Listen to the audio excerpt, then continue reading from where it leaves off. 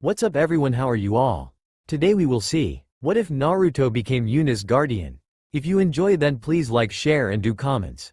And also check the description box to original creator of this beautiful creation.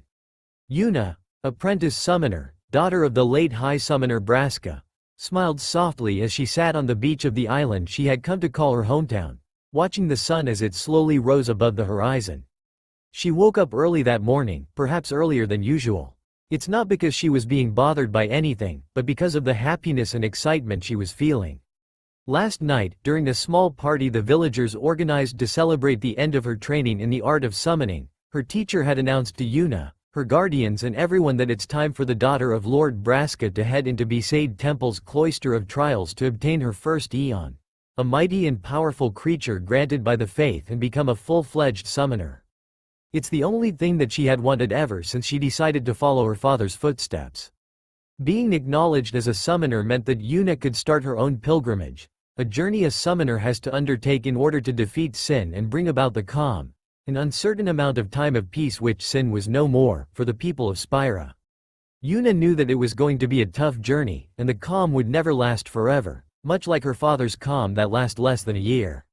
She also understood she would have to sacrifice a lot on her journey to obtain the final Aeon, but Yuna knew it'd be totally worth it. With her guardians, her friends, at her side and the supports of the people of Spira, Yuna knew that there was nothing she couldn't overcome. "I will do it, father," Yuna said softly, gently brushing a strand of her soft brown hair behind her ear, hoping that her father at the far plane could hear her. "I will defeat sin." It's not just something she would do, but something she must do. Realizing that the village of Besaid was slowly waking up, Yuna decided that it's time for her to return to her home before any of her friends could get worried. Standing up from her position, Yuna dusted her dress of the slightly wet sand before turning to pick up her black boots. Yuna was about to leave but stopped abruptly when her eyes caught sight of something on the sea. Her eyes became wide when she noticed it was no something, but rather someone, a man with blonde hair. The young apprentice summoner became even more worried when she saw him holding loosely onto a wooden log, unconscious but definitely alive. He was slowly being pushed to the beach, but Yuna had no intention of waiting until that moment, so without thinking, the summoner in training removed her clothes, leaving herself only in her underwear, and jumped into the ocean before any of the villagers could stop her, or know what's going on. As she swam toward him as fast as she could, Yuna cursed herself for not noticing him sooner. But she could berate herself later. Now she had to save him. She's going to use every ounce of her limited physical strength to do it. It took her a couple of minutes to get to him, and she immediately checked his pulse to see if he was still alive like she had hoped him to. A feeling of relief washed through her when she felt his pulse, weak, but still there. However, that feeling didn't last long when she saw the something red coming from his chest. It's blood, his blood. He was bleeding, badly. With the amount of blood she saw, Yuna was afraid that he might be dead even before she could bring him back the island. She knew he had to be healed and taken care of or else he's not going to last long. Yuna didn't stop to wonder how someone could still be alive after losing enough blood to turn an entire area of blue seawater in red, or what had happened to him to leave him in such state. As soon as she was able to get behind him, Yuna wrapped her arms around his torso and removed him from the wooden log and tried her best to swim backwards while pulling him with her. It's not easy, and Yuna soon found herself struggling with his weight and the currents.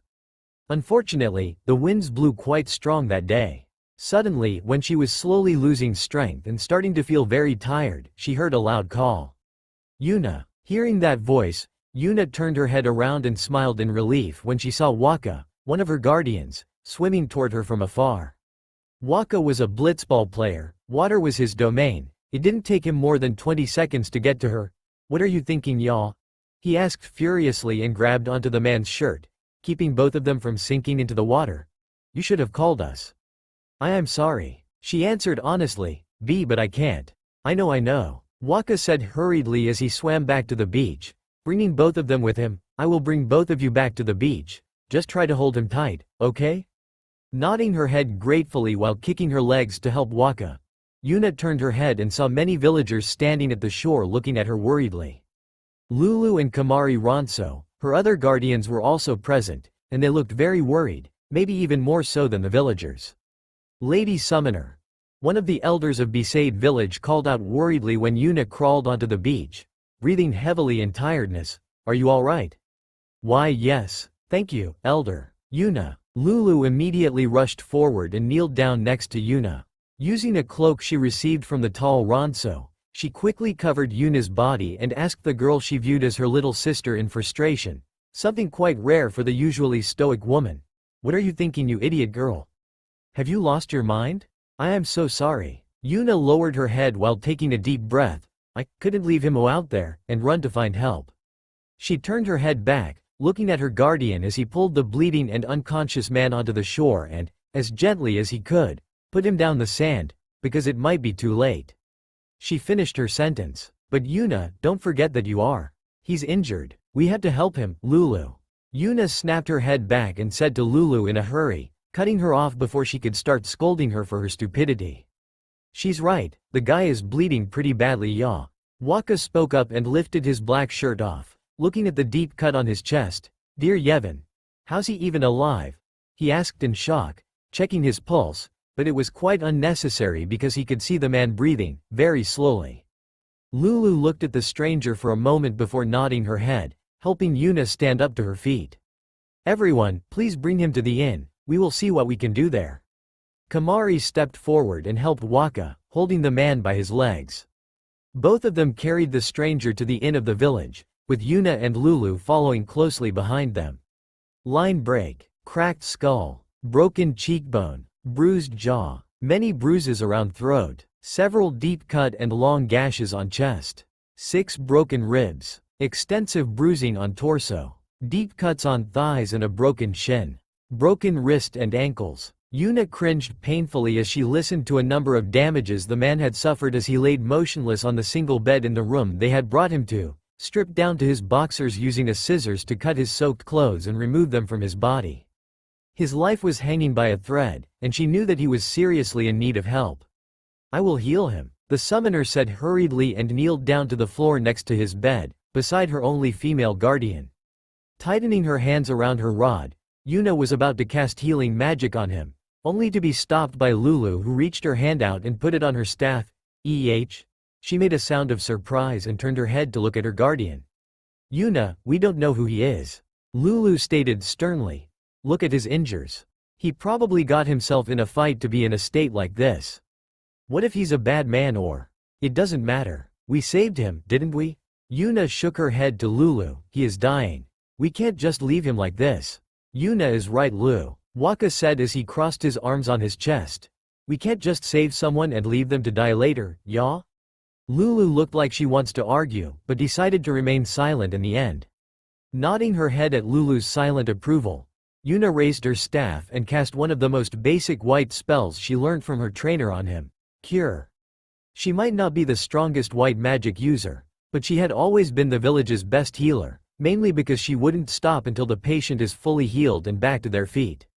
It helped her earn a lot of affection from the villagers, not just because she was a summoner, the daughter of a high summoner who defeated Sin years ago. Her white spell was working its magic, as the bruising and cuts were slowly starting to heal, hissing as the mixture reached the most irritated parts. It was a satisfying process, and she took a few seconds to watch his bruises fade from his body. After the effect of her magic wore off, some of the smaller bruises and cuts on his body had completely disappeared, but the worse injuries continued to remain despite her best effort. Gripping her magic rod tightly, Yuna cast her spell once again, but she could only make a few larger cuts disappear, and force some of them to close up. Stubbornly, Yuna kept casting her spell rapidly, draining herself from her mana reserve. She was able to stop the bleeding from his more fatal injuries, but there was not much she could do after that. Even the summoner had to admit that she didn't know if she could fully heal him, as she had never dealt with such injuries before.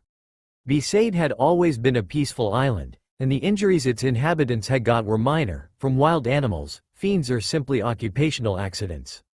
It was also the first time she had seen so much blood and someone on the verge of dying, but Yuna managed to keep her calm and concentrate on healing him. That's enough, Yuna, Lulu decided after her summoner's 11th attempt to cast Cure, and one attempt to cast a more advanced version of the white magic, Cura, but failed. You have reached your limit. Any more than that and you will pass out in exhaustion.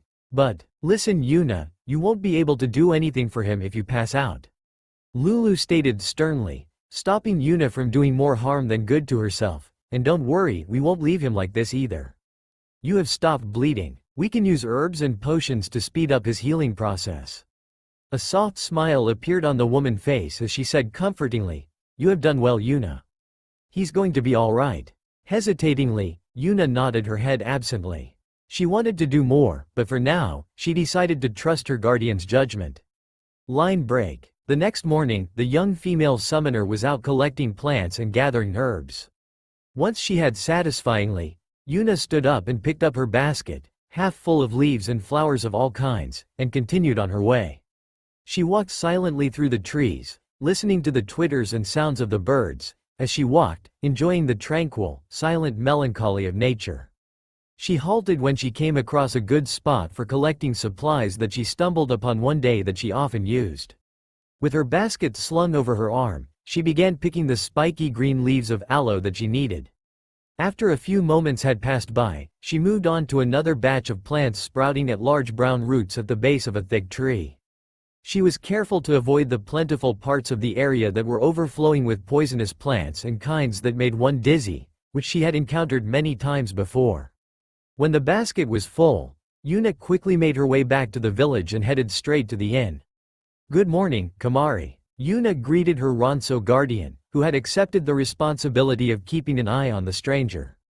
However, Yuna understood that it was her who was being watched over. Kamari didn't talk much, and most of the time they didn't know what he was thinking in his head, but Yuna knew that he shared the same thought with his fellow guardians. He was there to protect her. Yuna thought it was unnecessary, but didn't do anything to stop them. They're her guardians, and her safety was their top priority. Seeing Yuna, the Ronso nodded his head in return, before opening the door for her. Yuna entered the room and immediately set her sight on him, the stranger who she and her guardians saved yesterday, now lying on a bed as they had moved him to a more comfortable room, with the majority of his body being wrapped in bandages. However, his injuries were bad enough that they had to change his bandages and rub more herbs on his wounds at least 2 or 3 times a day. Kneeling down next to his bed, Yuna could see that his breathing had become stable, which was a good news to Yuna because of yesterday, he was still on the verge of death. Reaching her hand forward, Yuna grabbed a small bowl on the table and selected a handful of herbs from her basket. Putting them in the bowl, Yuna began to crush them with a small pestle. The plants became wrinkly and soon, juice came out. Yuna kept doing that for 5 more minutes before putting the bowl away and brought out some new rolls of the bandage as well as a bowl of hot water and a clean towel. Standing up on her knees, Yuna gently lifted his head up and reached her hand out for the small knot behind his neck before untying it. As gently as she could, Yuna unraveled the bandages that were wrapped several times around his neck and face, before using a wet towel to wipe away the worn-off herbs on his left cheek. One of the more distinctive features about him, as Yuna had realized yesterday, was the whisker-like markings that lined each cheek in a horizontal pattern. It made him look like a fox, but Yuna thought it made him somewhat cute. When his cheek was clean, Yuna's lips slightly parted way in surprise when she saw no gash there. It was her who changed his bandages yesterday and last night. She was sure that there was a long cut all the way from his chin to his left ear there. Yuna made a sound in surprise before putting her hand on his cheek, gently caressing his skin to confirm her theory and making sure that her eyes didn't fool her. Shaking her head, Yuna turned around and picked up the bowl of herb on the ground. She brought it close to her face and took a sniff to make sure that she didn't pick anything strange, which was hardly unlikely because she was very careful with her picks. She let him use some potions too, but the herbs couldn't be that powerful, could it? Shrugging, Yuna returned her attention back to him and removed the bandages from his left arm. Unexpectedly for Yuna, there was nothing but the healthy skin there as well. Not even a scar was left on his arm. Did someone, a powerful magic user, sneak into the inn and healed him last night when they were asleep?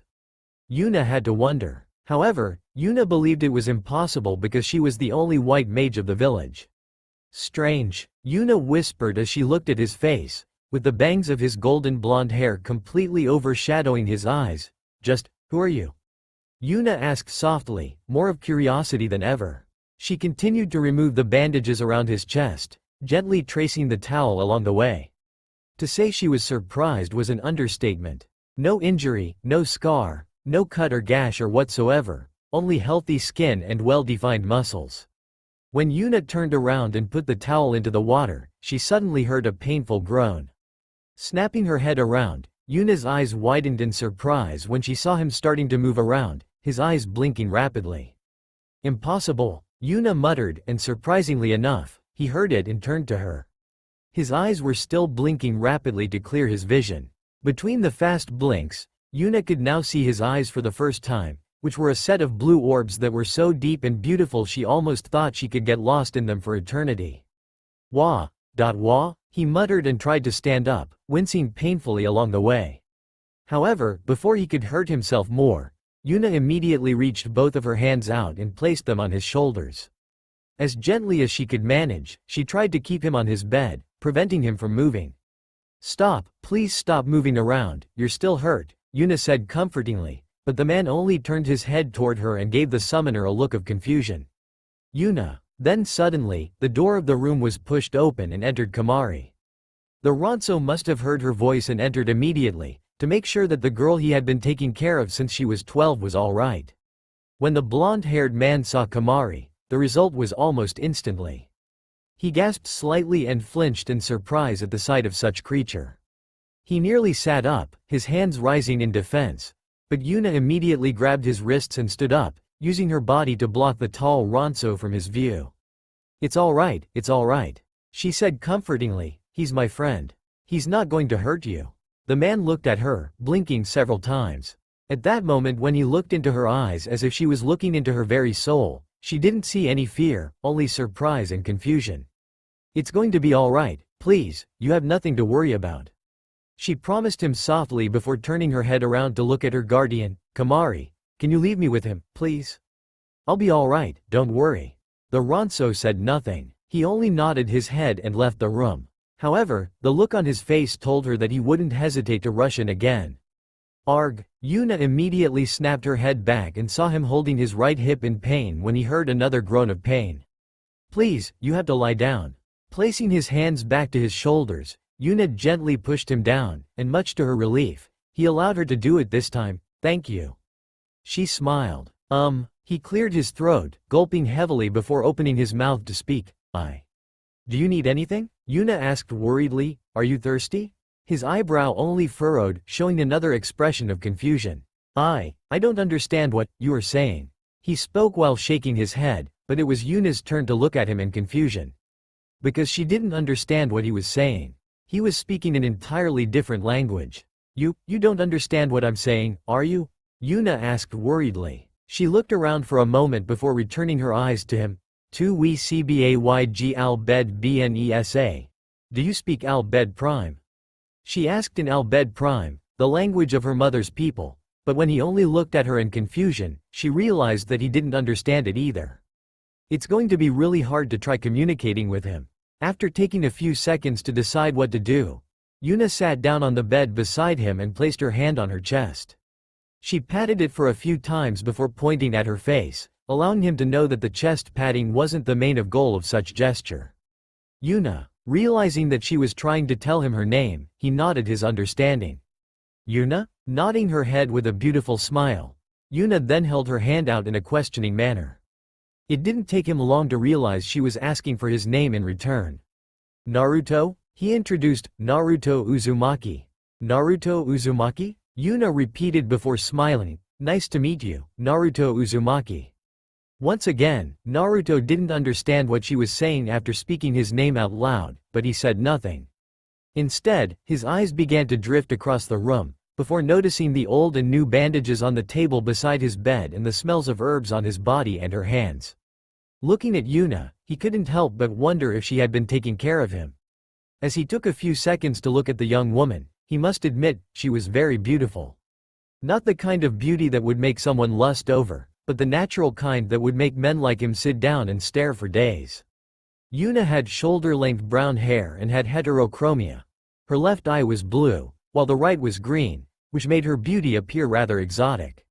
She wore a purple pleated, flower-patterned dress, black boots, a black spaghetti string camisole under a white sash that wraps around her neck and over her chest, and a yellow patterned obi with a chocho musubi knot and a decorative obadong to clinch the cords. She finished her outfit with 2 separate, kimono-like sleeves. She also had a silver pendant wore around her neck, and a blue beaded earring on her right ear, hidden by a lock of her hair, woven into blue beads with gold rings around the larger, middle bead. Is there anything on my face? Her voice brought him out of his musing. The nervousness in her voice made Naruto realize that he had been staring at her for some time now, and she was a little uncomfortable with that.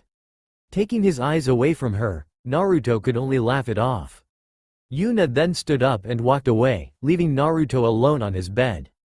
However, currently, this young woman wasn't his main concern. What he cared about, at the moment, was where he was. One moment he was fighting Sasuke at the Valley of the End. The two of them engaged in the middle of the battlefield with their respective techniques. The next, however, he was wrapped in a flash of light and moved away from the valley. The next instant, he was dropped into the middle of nowhere. He lost his conscience and couldn't remember anything else after that. The reason he passed out was probably because of a number of damages he's received from Sasuke. That bastard with a duck-ass haircut really didn't hold anything back, to the point his healing factor couldn't keep up with the bottle's pace. It was quite unfortunate that he didn't have a healing factor like his, so Naruto had taken a lot of pleasure in beating the shit out of him, knowing that, without Sakura, it would take months for the Uchiha to heal instead of day like him. Speaking of injuries, Naruto quickly ran a swift analysis on his body. From what he could tell, his external injuries had already been taken care of, but he couldn't say the same for internal, which was the reason it hurt so much every time he tried to move around. It would probably take him some more time to fully get back on his 2 feet. He couldn't sense any ill intention from Yuna, or that giant, lion-like man. So for the meantime, he guessed he could just stay on his new bed and rest for the time being.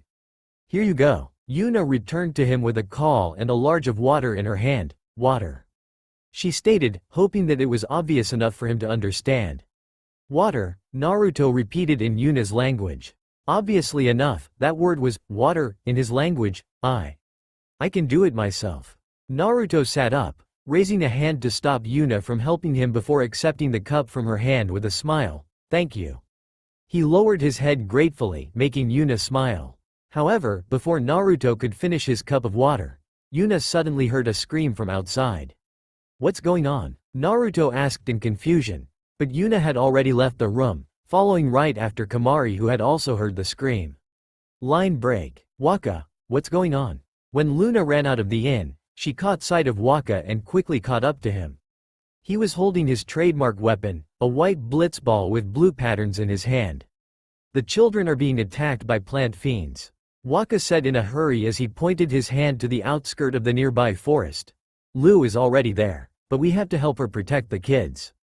It didn't take them long to get there, and truth to his words, Lulu was standing protectively in front of the children of Besaid, shielding them from a group of plant fiends while casting fire spells, their major weakness, to burn them away. However, she was having a hard time dodging and protecting the children behind her from seeds that were fired by the fiends at extreme speed. The Raguro was a plant-type fiend that was weak against fire, but its ability, Seed Cannon, could even knock a grown man out cold. Watch out, Lu. Waka alerted the black mage before throwing his blitzball at the Ragura that was aiming its cannon at her, knocking it bad before being burned away by Lulu's fire spell. Bringing out his spear, Kamari joined in the fight, slashing the nearest Ragura before stabbing the tip into it, lifting it into the air and throwing it back to the forest. With a feral cry, Kamari stretched his arms horizontally and used his special ability, Lancet, causing energy orbs to be released from one of the fiend's body before being absorbed by the blue Ronso. The Ragura twisted around painfully and fell flat on the ground before dispersing into colorful orbs of light. Stand back, Yuna, Lulu said when she saw Yuna stepping forward. Let's us guardians handle them. Nodding her head, Yuna turned her attention to the group of children, leaving the horde of fiends to her 3 guardians, who stepped forward and engaged them. Everyone, this way, she said loudly and gestured the kids to run in her direction. Most of them did, however, the last 2 were too scared to move an inch of their body. Without any choice, Yuna ran to their side and kneeled down on one knee in front of them, flashing them an encouraging smile before saying, You have to move, alright. Everything is going to be alright. We will protect you. The boy and girl nodded their heads, but before they could run away. Watch out! She heard Waka's cry and turned her head around to see one of the Ragara firing its seed at her and the children after aiming at the small gap between Lulu and Waka. Instinctively, Yuna turned her body around and wrapped her arms around the two children, using her own body to shield them away from the incoming attack. She shut her eyes tightly and braced herself for the pain, but the attack had never come. God fucking damn it! Yuna snapped her eyes open when he heard that painful cry. Despite not knowing that what he was saying, from the tone, she could tell that it was a curse. Turning around, Yuna dropped her jaw in shock when she saw the familiar figure of Naruto Uzumaki, kneeling on the ground with his back facing her and his hand holding his rib. Naruto Uzumaki? She looked at Waka and saw him stuttering. He caught it, he exclaimed in shock. It was at that moment Yuna realized that Naruto had caught the large seed with his bare hand. Line break. With the children out of the battlefield, it didn't take Lulu, Waka and Kamari long to take care of the remaining of the horde. It was quite strange for them to see the fiends grouping together like that, but no one was harmed in the attack and that's the only thing that was mattered to them. House. Naruto repeated the word and looked at the picture of a house in the book Yuna was holding. It was something she borrowed from a female teacher of the village to teach Naruto how to speak the basic words of their language. From what everyone could see, it seemed Yuna was enjoying it a lot. Fire. She pointed her hand to the fire in front of them. Naruto nodded his head and repeated the word without any trouble.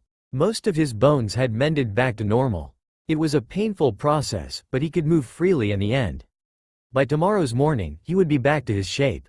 As he sat there, enjoying Yuna's company, Naruto couldn't stop himself from glancing at her three friends, who were sitting not too far away from them, but two of them were keeping their eyes on Naruto cautiously as if they believed he was about to pull out a weapon from his pocket and kill the young woman before they could stop him. At least, as an act of friendliness, they had introduced their name to him. Waka was a tall and muscular man, with tan skin, brown eyes, and long reddish-orange hair styled into a coif and girded with a blue headscarf. He wore what appeared to be a uniform because he had seen some other men in the village wearing similar outfits. It consisted of a yellow vest top cut away at the stomach, a yellow shoulder pad on his left shoulder, blue and yellow baggy trousers gathered above the ankle, brown wristbands with a blue and yellow armguard over the left arm, and open sandals. He wore a dolphin necklace and had a silver stud earring on his left ear. He was the only one that wasn't looking at Naruto. Kamari Ronso was a tall and muscular leonine, with blue fur, white hair and beard, a long tail and a broken horn on his forehead. His ears were pierced, and his hair was held back in a ponytail and braided on the sides. He wore leather straps that hold in place his arm guards and his chest piece that had a skull motif. He wore ankle guards and a sash tied around his waist with a red belt. His shoulder guards had tufts of white feathers or fur. He didn't talk much, but the fact that he once heard him calling Yuna by her name, Kamari did know how to speak human language. The last, but not least, was a beautiful woman with black hair and matching color eyes. Her hair was braided in cornrows that led into a bun and long braids, except for her long forelock, which completely covered her left eye. The braids were tied into a knot with 4 ornamented pins, and 4 bead-tipped braids falling from it. She wore many accessories, a necklace of purple round beads, a small one of white beads, and another of red and blue beads, rings and many earrings. She used purple makeup and nail polish. For clothing, which was a stark contrast to the other residents of the island, she dressed in a low-cut dark gray and black dress that displays her large and generous cleavage, with 2 crossed belts on the upper part of each sleeve. The décolletage was trimmed in fur, and the hem and sleeves had ornate lace edges. The lower front of her gown was made of a collection of interlaced belts. She also wore a corset and lace-trimmed stockings. With red eyes and black hair, she reminded him of an Uchiha, but of course, she was no Uchiha. She was the one who had shown him a very magical ability that morning. Lulu was the one that took out the majority of the Ragara, as they were called, with her fire ability. Naruto didn't see her go through any hand seals or feel her harness chakra. She simply raised her hand above her head, her body flashed with light, and when she brought her hand down, the plant monster exploded, releasing a large amount of fire. Even without entering Senin Moto, Naruto could tell there was a difference in the spiritual energy she had harnessed to use her fire ability. Clearly, said energy was very different from chakra. Naruto sighed. It seemed he would be left in the dark until he was able to learn to speak Yuna's language frequently. With his clones, it shouldn't be a problem. Naruto Uzumaki. Naruto Uzumaki. Yuna called while looking at his face with curiosity. Deep in thought, Naruto didn't realize he had spaced out and sank deep in his own thoughts. Ahem, sorry. He cleared his throat and spoke apologetically before gesturing his hand to Yuna's book. Please continue. Good morning, everyone. Yuna greeted her guardians with a soft smile. What are you talking about? She couldn't help but ask when she realized they were talking to each other. Her guardians had seen more of the world than her, so their usual conversations about the past, as well as many random things, had always got her attention and interest. Oh, Yuna, good morning to you too. Waka turned his head around and smiled at her. We're discussing your new friend, Yuna. He answered, before turning his head to look at the mentioned friend, who was sitting by himself at the doorstep of the inn he was staying at. Naruto? The soon-to-be full-fledged summoner asked in surprise. What about him? She sat down on her knees next to Lulu and looked at Naruto. Their eyes met, and he smiled at her, a smile that she couldn't stop herself from returning while waving her hand at him. As you can see yourself, he's not a normal person, Yuna. Lulu started with the obvious fact, something they all had seen in the past 2 days. Even with the strongest healing white spell, no one should be able to heal as fast as he was. He was able to survive damages beyond imagination, and get back to his feet not even a day later, with only a few broken bones left inside him. Lulu turned her head slightly to the side and looked at Naruto, and now, this morning, he walks around like a normal, as if his life was never on the line, like when you found him 2 days ago. Well, not to mention that he was able to catch a cannon seed with his bare hand, Yuna. Waka reminded her, you have to be a skilled fighter to react to one, and yet he caught it without any problem. Also, did you wonder how did he get to you and the kid so fast, ya? Yuna shook her head. A normal human being shouldn't be able to move that fast, let alone an injured one. Those are some inhuman feats, ya. He finished, folding his hands together behind his head. So you're saying that? Yuna said slowly. Whatever he is, Yuna, he's not normal. Lulu nodded her head seriously. He can't just randomly appear out of nowhere in a state like that. He also speaks a different language, meaning that he's not from here. You should be more careful around. That's it. However, before Lulu could finish giving her warning to Yuna, she was interrupted by a loud and sudden shout, which belonged to none other than Naruto Uzumaki. Turning their heads around, they saw him standing on his feet, with his fist on the palm of his right hand and a wide grin on his face. Naruto then turned his head around, searching for a wide area. How could I forget? He voiced his thought aloud before making his way to the outskirt of the village near the forest.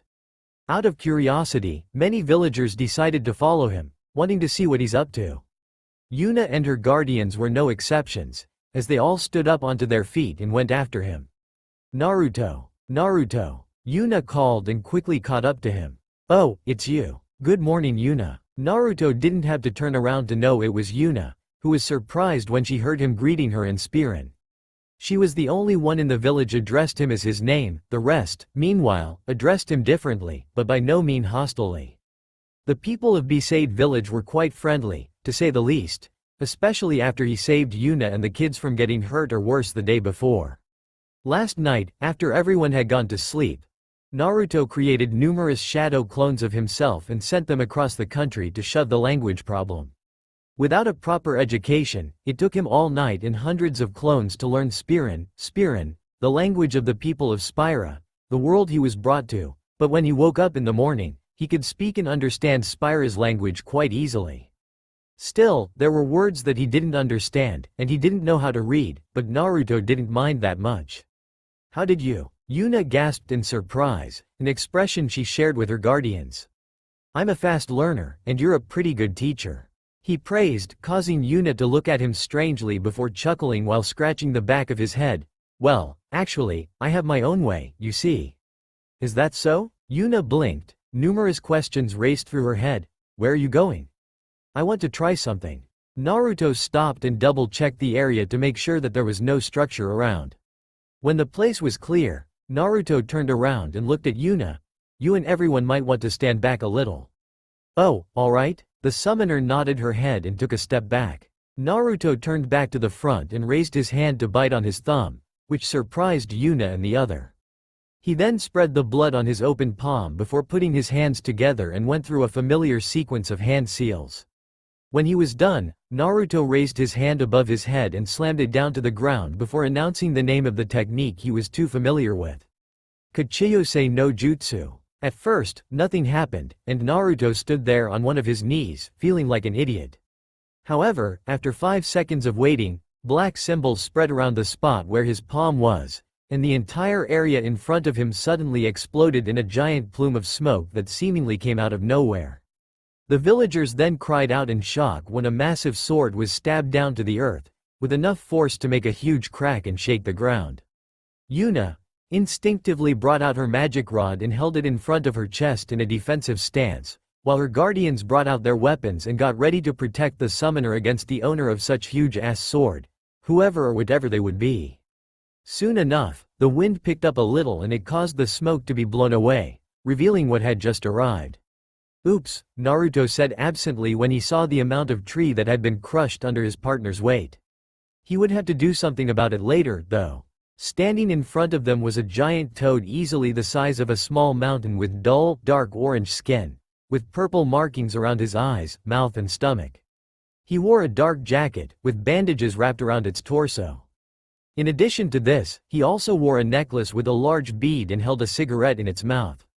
Oi, Gamakichi. Down here, Naruto cried out as loud as he could as he waved his hand, trying to gain his partner's attention.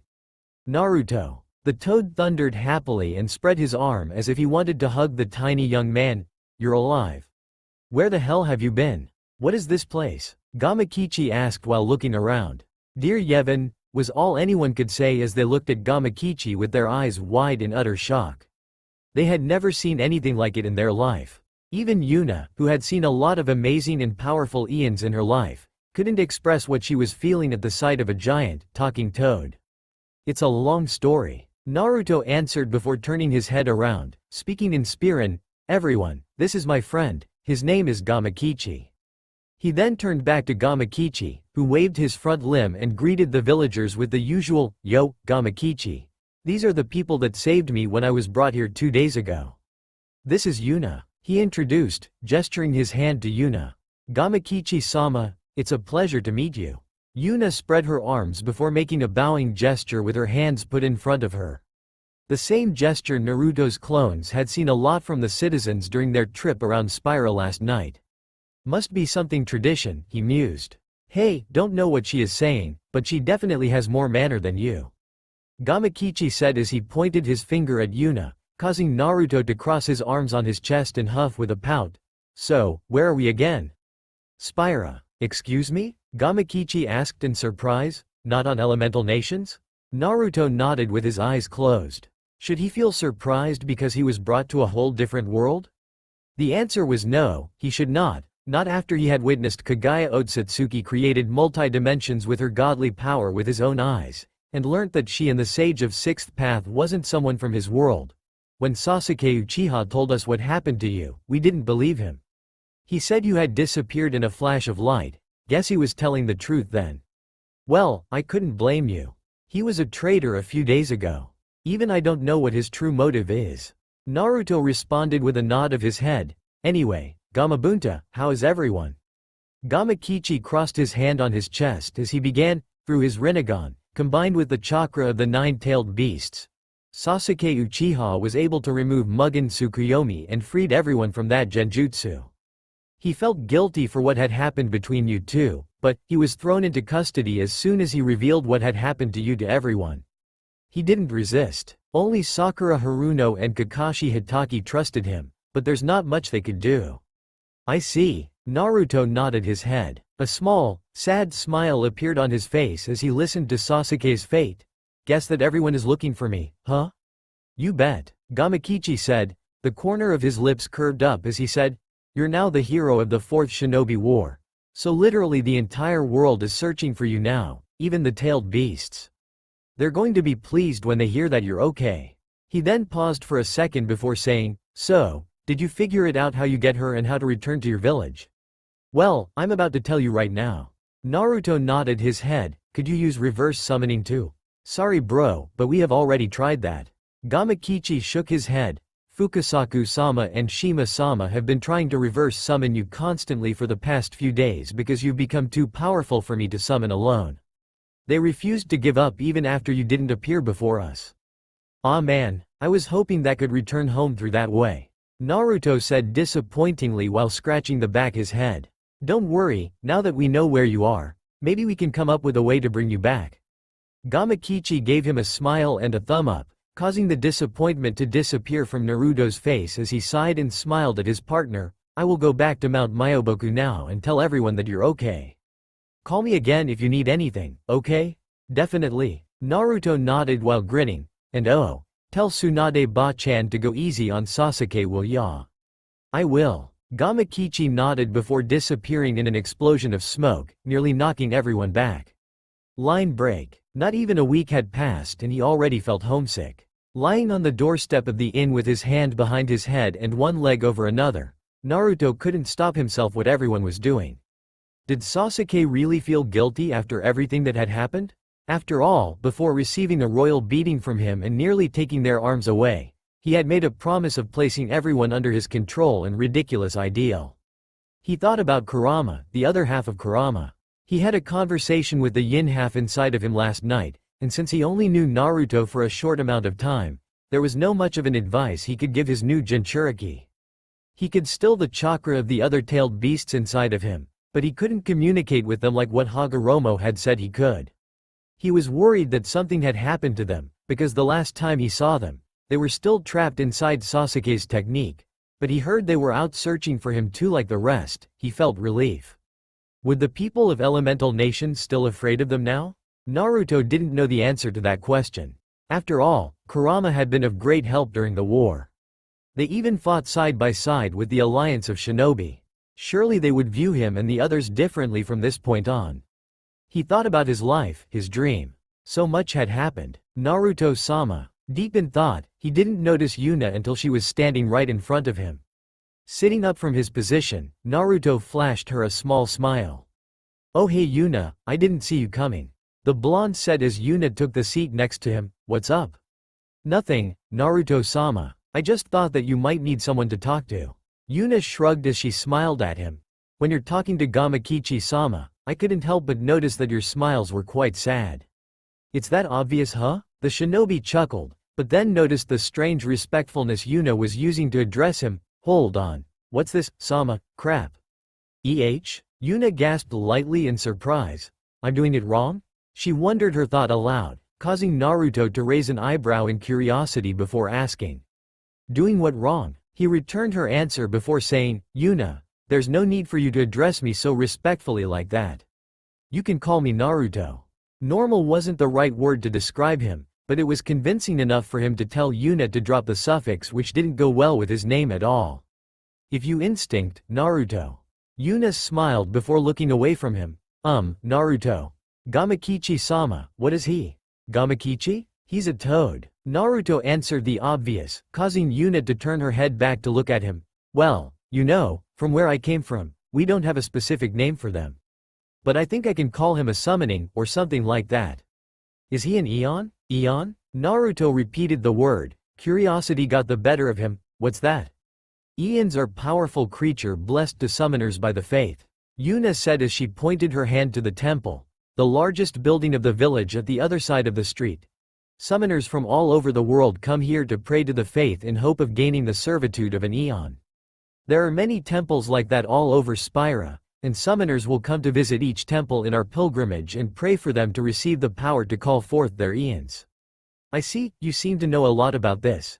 Is it common knowledge around here or something?" The young woman nodded her head. "So, are you a summoner, Yuna?"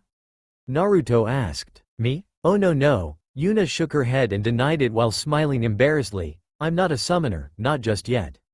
I'm only an apprentice summoner." "That's mean you can become a summoner?" "Yes, when I pass Besaid Temple's Cloister of Trials and gain my first Eon, Valifor, I will become a full-fledged summoner and start my own pilgrimage." Naruto nodded his head in understanding. That sounded really cool. You make it seem like you're a priestess or something, you know. Naruto grinned before continuing, you see, as far as I can tell, Gamakichi is definitely not an Eon. He's one of the toads from Mount Myoboku, and we gained their services by signing a contract. Mount Myoboku? Yeah, that's where all the toads live.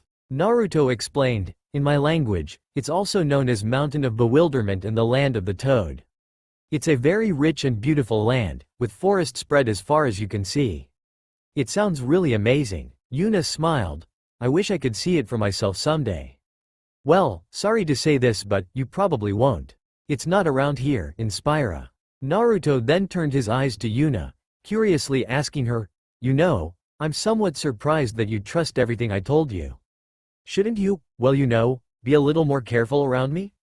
Since I'm a stranger and all? You shouldn't think about it, Naruto. She shook her head, I know you're a good person. That clearly not convincing enough, you know. The blonde chuckled, drawing a soft giggle from Yuna. After a while, their laughter finally stopped, and Naruto said gratefully, thank you, Yuna, for saving my life. He lowered his head a little to show her his gratitude. It's nothing, Naruto. Yuna raised her hands and replied, I didn't do anything. I found you, but it was Waka who took you to the beach. Still, I'm in your debt. Naruto grinned. Waka, Kamari and Lulu, they're more than just friends for you, right? Yes, Kamari have been taking care of me since I was young, while Lulu and Waka grew up with me in Besaid. They're like my big brother and big sister. Yuna smiled fondly. They're also my guardians, warrior tasked with protecting the summoner during their pilgrimage across Spira. I see, you know, they don't seem to like me much. It was something he could see as clear as daylight. That's nothing you should worry about, Naruto. Yuna smiled in response. Well, if you say so. Naruto shrugged. Naruto, can you tell me more about where you came from? You're interested in these stuffs? He questioned curiously. Well, it's just, I have never seen much of the world, you know. All my childhood I have been staying on this island, training to become a summoner and readying myself to go on my own pilgrimage to defeat Sin. Naruto raised an eyebrow at that, but decided to keep quiet for the time. He also decided not to question about her parents.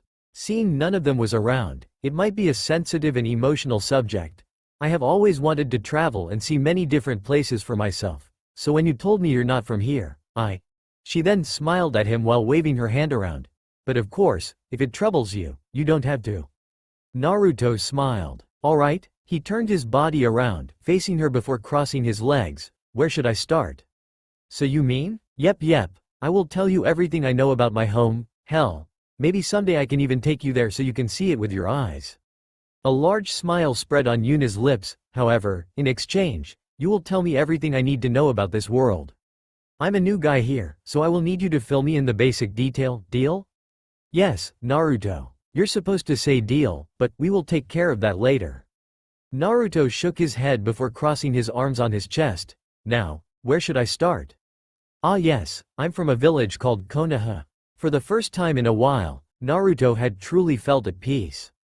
What he had experienced in the Fourth Shinobi War and his conversation with Sasuke during their final battle at the Valley of the End had changed him in a way not even Naruto could think possible. It made him more mature and gave him a different perspective, a different view of life. This world, Spira, it had the peace he was seeking all his life. It wasn't his home. It wasn't the world he fought to protect. But somehow, he felt at peace more than ever.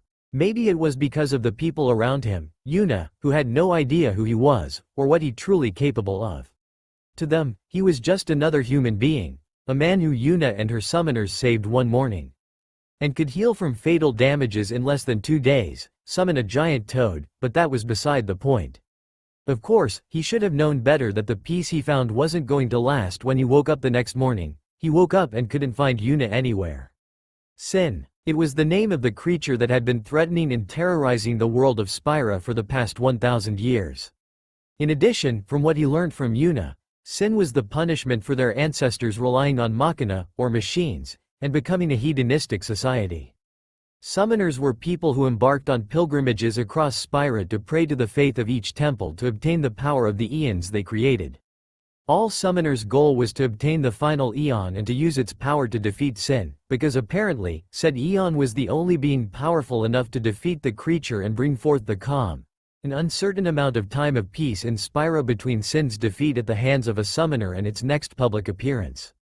The first calm lasted 500 years, with subsequent periods being shorter, as Sin mysteriously kept coming back, stronger than before. Apparently, it was stated in the teachings of Yevon, which apparently was Spyro's religion, if the people of Spyro atoned for their sin, then one day Sin would disappear and not regenerate upon its next defeat. Nearly all the peoples of Spyro follow the teachings of Yevon, calling themselves Yevonites, save for the Al-Bed, who were viewed as heretics by the autocracy for their use of machina, a practice forbidden by the church. However, it was not what he worried about. In the long history of Sin terrorizing Spyro, there had been 4 periods of time known as the Calm, and conditionally, Yuna's father, High Summoner Braska, was the latest defeater of Sin. However, his calm only lasted less than a year, as Sin returned and started destroying Spyro again, driving Yuna to become a summoner and follow her father's footsteps. Because of who her father was, Yuna was believed to be the most potential summoner to defeat Sin and bring the next calm. However, from what he could see, it was basically a suicide mission, because no matter what happened, no matter how strong the final Aeon is, the summoner will still die in the end. When he asked about it, Yuna only shook her head and said it didn't matter, as long as she could bring hopes back to the people of Spyro. He shouldn't expect anything less from a devout follower of Yevon, but still, it was a very noble of her. At the age of 17, she was only a year older than he was, and yet she had already carried the hopes and faiths of millions on her shoulders. In a way, Yuna reminded him of himself during the Pain Invasion and the climax of the Fourth Shinobi War. He had never met or seen Sin before, but it sounded very powerful and terrible. Still, it couldn't be as terrible as Jubi, right? He would love to give Sin a try and see if it could handle a full power Bijudama to the head. If possible, he would love to help Spyro getting rid of the beast before returning back to his world. That's the reason why that morning he intended to summon Gamakichi and ask him to tell others about his plan, so they wouldn't bring him back for the time being if they had already figured out a way to do that. Elemental nations had finally found peace, but Spyro hadn't. He wouldn't be Naruto Uzumaki if he left a world at the mercy of a menacing beast forever. But he needed to talk to Yuna about it first. "Good morning, Naruto-sama." The moment Naruto walked out of the inn, the villagers greeted him with the same respect they had for Yuna, bowing their heads deeply with their hands in front of their chest, palm facing as if they were holding a sphere. Naruto couldn't help but groan in annoyance. Ever since he summoned Gamakichi, Naruto had been given the same kind of respect Yuna, a real summoner, had. Apparently, since he could summon a gigantic creature with the size of a medium-sized mountain, toad or not, they believed him to be a summoner, much like Yuna. Summoners were highly respected around Spyro, as they're those who risked their lives and went on journeys or pilgrimages to defeat Sin. Guys, for the last time, I'm not a summoner. Yuna is. He tried to reason. It was the thing he had been trying to tell them since last night. Yuna summons Aeons. Gamakichi is not an Aeon. He is simply an oversized toad that can talk. In a way, they weren't wrong when they called him summoner. After all, the toads of Mount Myoboku was indeed summonings, and the ones who signed their contracts and summoned them in battle were, obviously, called summoners. Just call me Naruto. Fortunately for them, they didn't have to respond to that request of Naruto when Waka arrived and came to their rescues, carrying a blitz ball in his hand. Good morning Naruto. The reddish-orange-haired man greeted before looking at the village, who all greeted him with smiles. "Good morning, everyone." "Naruto, what are you doing so soon in the morning, ya?" "I have something in mind and want to tell Yuna." He answered, and Waka nodded his head in understanding. "Speaking of which, I haven't seen her since last night. Do you know where she is?" Yuna was usually the center of attention of the village, so it's not that hard for him to find her. "Oh, you don't know? She has gone into the temple's cloister of trials with Lulu and Kamari to pray for the faith and become a summoner earlier this morning." Upon saying that, Waka and the villagers made their religious bowing gesture before he continued. "She went to sleep early last night, so you probably couldn't see her around, ya." "Is that so?" Naruto crossed his arms together. "So, we wait?" "Yeah, we Guardians help her pass the first trials, but after that, the rest is up to Yuna. So what are you doing out here? You're her guardian too, right? Naruto couldn't help but ask. I'm out here training Blitz with my team, the Besaid Aurochs. Waka declared proudly while spinning the ball on the tip of his index finger. Seeing the confused look on Naruto's face, he asked in surprise, "You didn't know what blitzball is?" "Well, beat me. Aside from the fact that you use this ball as a weapon, I have no idea what it is." Naruto shrugged, making Waka drop his jaw in shock as his casual reply. "You know, Yuna told us you're not from around here, which explained why you didn't speak Spirin at first. And that was a huge understatement, but seriously, are you sure you didn't hit your head somewhere? Blitzball has been around for so long, and yet you have no idea what it is." "Where I came from, we don't have time for sport, at least, not in this form," Naruto explained while scratching the back of his head.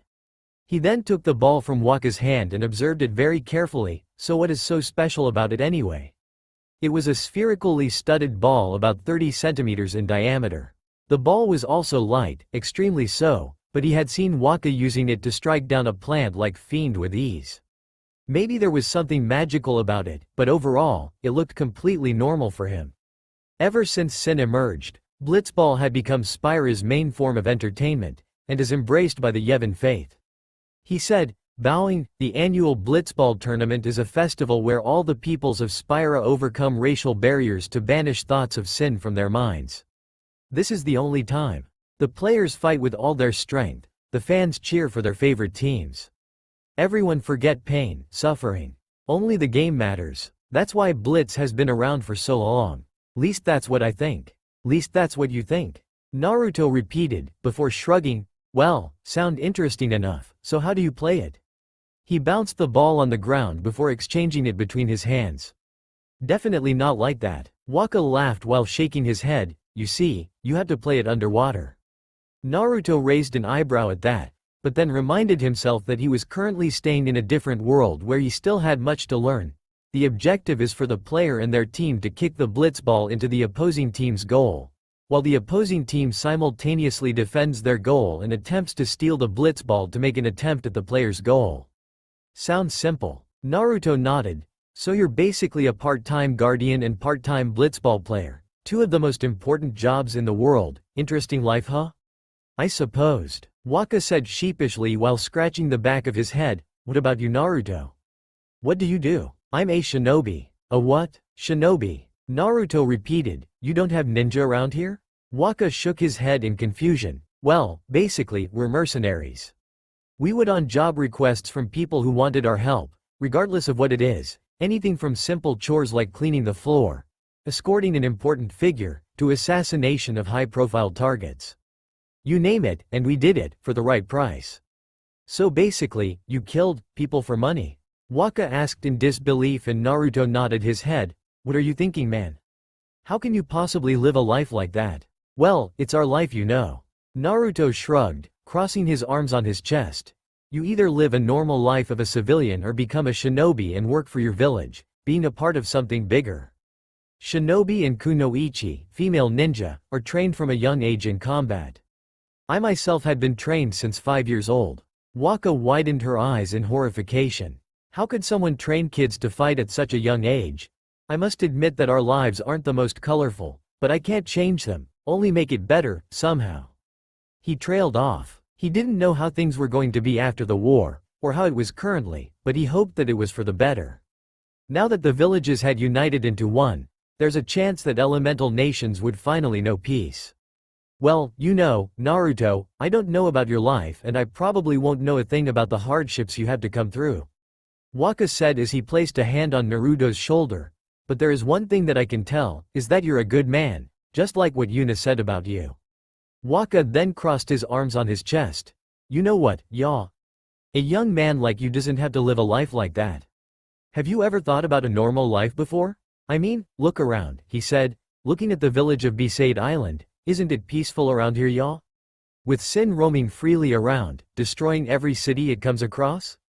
Naruto asked, amused. "Hey man, that's not something you should joke about." Naruto simply raised both of his hands, making no comment. "What I'm trying to say is that if you want to have a peaceful life, don't you think that this is the perfect place for a start over?" Waka shook his head. You're young, maybe even younger than Yuna, you still have a whole life ahead of you. Don't you ever want to have a simple life, to have a family, to have children and to raise them, not as a mercenary or a killer or an assassin or a shinobi or whatsoever, but as a normal man, ya? Naruto shrugged, but he had to admit, it was a rather pleasant thought. I hope it's that easy, Naruto said with a heavy sigh. All his life Naruto had dreamed about becoming the leader of his village. His parents died the day he was born, and Naruto grew up knowing nothing about them. He was hated by the villagers of Konoha for what he had inside of his body, and because of this, loneliness was something Naruto was very familiar with. The past 7 years he had been doing everything to prove himself, and to have the acknowledgement of the people of his village. Along the way, he gained friends, people who cared about him and believed in him.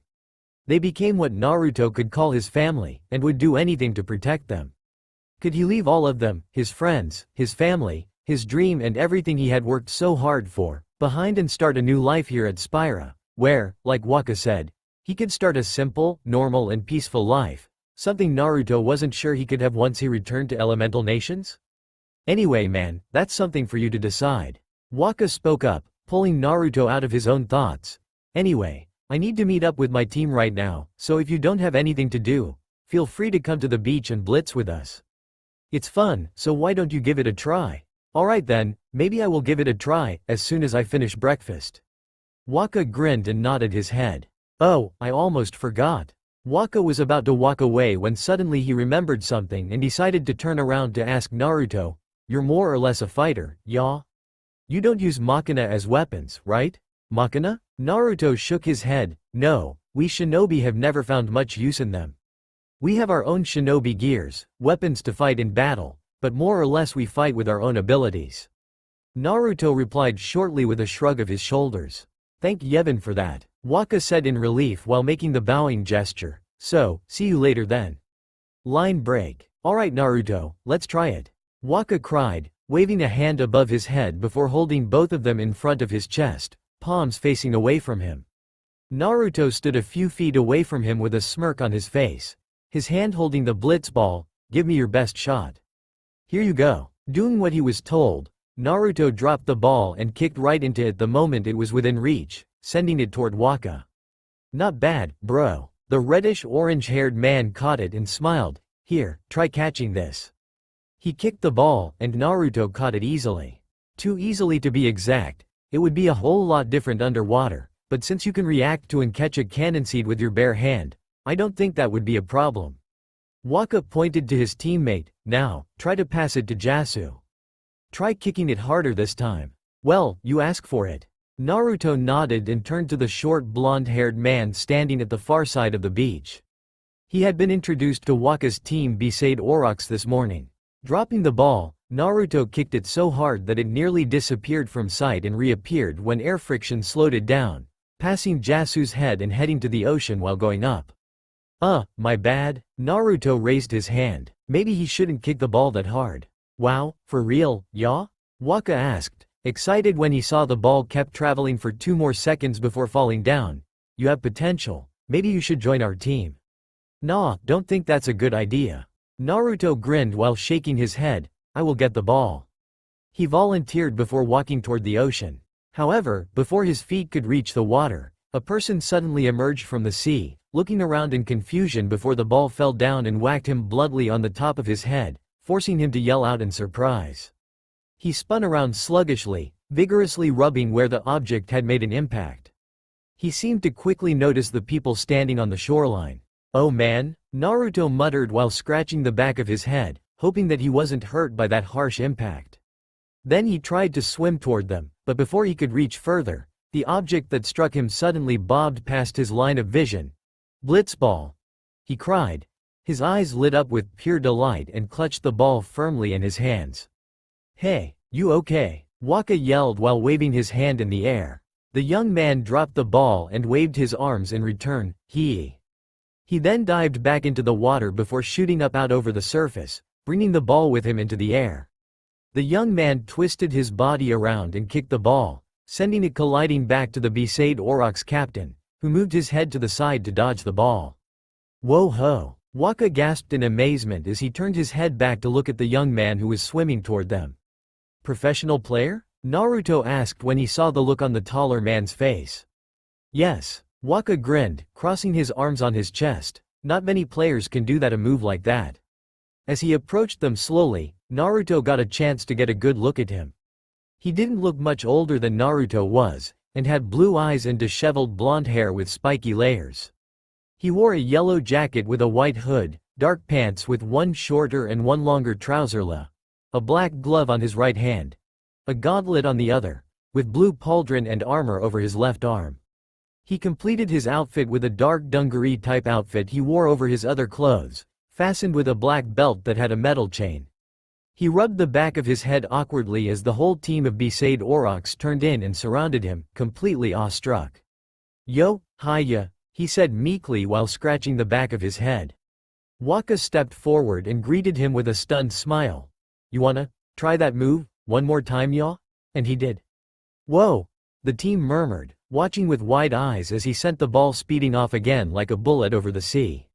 They'd never seen a shot like it, being performed with such ease before. The redhead folded his arms contentedly. "You're no amateur. Who you play for, yaw?" he asked with a chuckle. Titus beamed proudly. "The Zanarkand Abes." Their faces dropped instantly, began to mumble dubiously around him with suspicious gazes, while Naruto could only look at the man in confusion. Hadn't Zanarkand been destroyed over 1,000 years ago? "What team you say again?" the redhead inquired with narrow eyes, unable to believe his ears. The blonde screwed his face up prudently. "I meant, forget that," he retorted, shaking his head. "I got too close to Sin and my head's all foggy like." He explained loosely. "So I don't know where this place is, or even where I came from." His head dropped despondently. The team gasped in horror at the sudden mention of Sin. It was clear that these people were all too familiar with the carnage that it was capable of. "Sin's toxin got to you," Wacker confirmed gravely, "but you're still alive," he added hopefully, dispelling the bad vibe in the air. "Praise be to Yevon." He and the rest of the team bowed. Waka then told his team, "All right team, back to practice." His teammates nodded their heads and immediately got back to their positions. "I'm Waka, and this is Naruto," he introduced, turning back to Titus, taking his hand tightly in a firm handshake. "I'm the coach and captain of the Besaid Aurochs." "Nice to meet you," Naruto greeted casually with his hands in his pockets. "I'm Titus, nice to..." Titus would have gratefully returned their friendly introductions, but his stomach beat him to it, growling like some kind of caged beast. "What, you hungry?" Waka quizzed with a cheeky grin, gesturing for Titus to follow him. "All right, back to the village. I'll get yaw something." The rest of the morning passed quickly after that. Line break. The more time passed, the more worried he became. After taking a short lunch break, Naruto walked out of the inn and decided to search for Waka and ask if Yuna was okay. Quickly spotting him walking into the temple with Titus, Naruto decided to head to the place as well. It was his first time inside the temple, and he couldn't help but feel amazed at the impressive structure, because while he had seen many great places in his life, the temple was fascinating, to say the least. The building was made of what seemed to be some form of chalky blue stone that shone inertly in the glowing rays of the sun, while extending down over the extent of the exterior was the great clamshell roof, which was big enough to cover the long path leading up to the temple entrance itself. Slowly the young shinobi passed down the long searching path leading up to the entrance. As he ventured closer, he felt a cold breeze escape the dark chamber within, a breeze that chilled his very bones to the core. A great weight bore down upon his shoulders as he stepped foot in the threshold, a weight that seemed to inhabit the dense air. Instantly a strange song enveloped him, filling his ears with its sweet melody. "Who is singing?" Naruto couldn't help but ask, turning his head around but couldn't find any singers. Shrugging his shoulder, Naruto made his way further into the place, meeting a large circular room with a dark stone floor. The middle of the cold, hard surface covered in ancient symbols, all of which were completely unreadable to Naruto simply because he didn't know how to read Spirin. The whole place was dim, being lit only by the red glow of two torches illuminating the staircase at the far end of the room. The curved walls at either side were adorned with many rows of statues, set above each other. Statues of many people all dressed in ceremonial-type robes. However, his attention was drawn toward 4 specific great statues, 2 standing either side of the staircase. They were huge in stature, towering greatly over the others. Above these, leaning out of the walls and reaching to the ceiling, were 2 even bigger idols. One was a scantily clad woman adorned with pieces of jewelry hung down from her body. The other was an extremely masculine man that wore thick armor. Some people of the village were scattered about, all kneeling and worshipping the strange idols, and upon seeing Naruto, they all greeted him with their religious bow.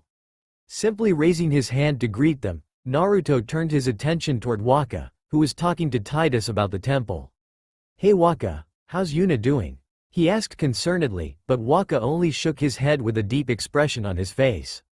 Sighing longingly, Naruto decided to take a trip around the room. Proceeding toward one of the 4 statues, he settled with the one on the far right. It was a statue of a man with long hair, standing proud and prone in a large robe made of broad overlapping petals or leaves that fell in points, and had long wide sleeves that fell to cover the hands. He held a long staff in his hand and wore a strange, complicated design hat on his head. "It's Lord Braska." Naruto turned his head slightly to the side and looked at an old monk as he walked toward him.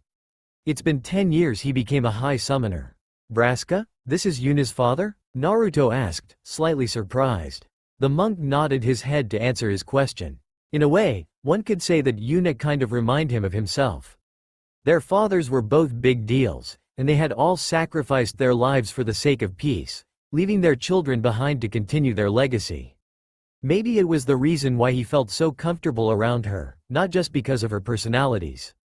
"You could at least go see how they're doing." Naruto was drawn out of his thoughts when he heard the voice of another monk. And to his expectation, Waka was the one who answered that question. "We can't interfere. It's rule," he argued. The monk persisted, his voice steeped in worry, "But, it's been nearly a day already." It was an elder man, a villager, who said that. "Is it particularly dangerous in there?" Titus questioned while scratching the back of his head. "Sometimes, yes. Why don't you go in and help?" he continued, surprised at Waka's laid-back approach. "There are already other guardians in there." Waka replied, looking sidelong at the blonde. "Besides, it's forbidden." Listening to their argument, Naruto grew anxious and began to walk around impatiently. "Hey, but what if something happens?" he exclaimed, completely vexed. "What if the summoner dies?" And that was it for Naruto. The precepts must be obeyed. The monk decreed furiously in an attempt to halt the blitzball player. "Like I care." Titus turned on his heels and charged forward, leaving the whole temple to gasp in horror at his action. However, before he could make it anywhere close to the doors, Naruto appeared beside him and knocked him out of the way with a simple push of his elbow.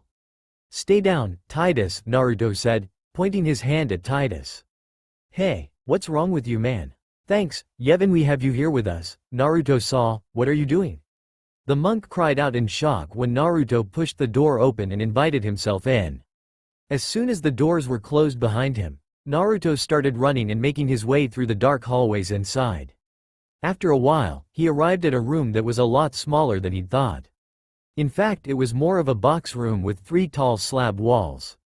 His eyes widened slightly when he saw no door and realized there was no way out. This must be the cloister of trials Yuna and Waka were talking about. Naruto nodded his head, looking around the room as he carefully examined it. "All right, show me what you got," he said challengingly, as if there was someone else there beside him. As if to respond to his challenge, the walls lit up.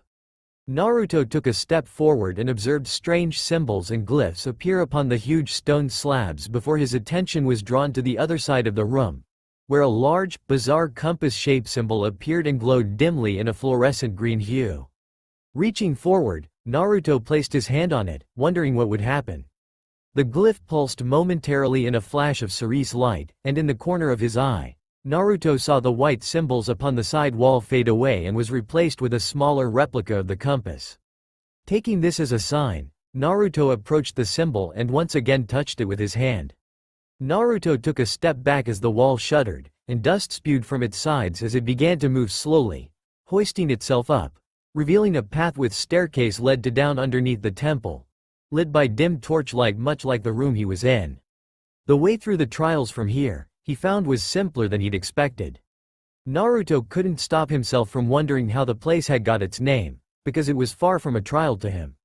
Most of the oncoming pathways were blocked by sturdy wooden doors, which Naruto could simply knock down with a punch and Senin Moto, but decided he didn't want to have the villagers of Besaid Island at his throat. He discovered many spheres around the room, and all he had to do was insert them into the right hole, also all around the place. After several doors and puzzles, Naruto found himself facing another dead end. There were no symbols or glyphs to touch and no doors to be entered. However, there was a pattern in the middle of the floor, adorned with majestic colors. Hey! Before he could take another step, Naruto heard a voice and turned around to see Waka advancing toward him with a weak smile on his face. "What's gotten into you?" the captain questioned in a chiding manner. "I want to make sure that Yuna is alright. Is there anything wrong with that?" Naruto asked, crossing his arms over his chest. "Nothing, but you should know that only summoners, apprentice summoners and their guardians can enter here." Waka shook his head. "It's a tradition, very important. Well, you know, last time I checked, everyone around here believes me to be a summoner," Naruto responded casually. "But apparently, you're not, yeah?" Waka asked before slapping his hand on his forehead. Lu is going to be pissed." Naruto said nothing in reply, only shrugging his shoulders. "Well, now that we've come this far, might as well go all the way."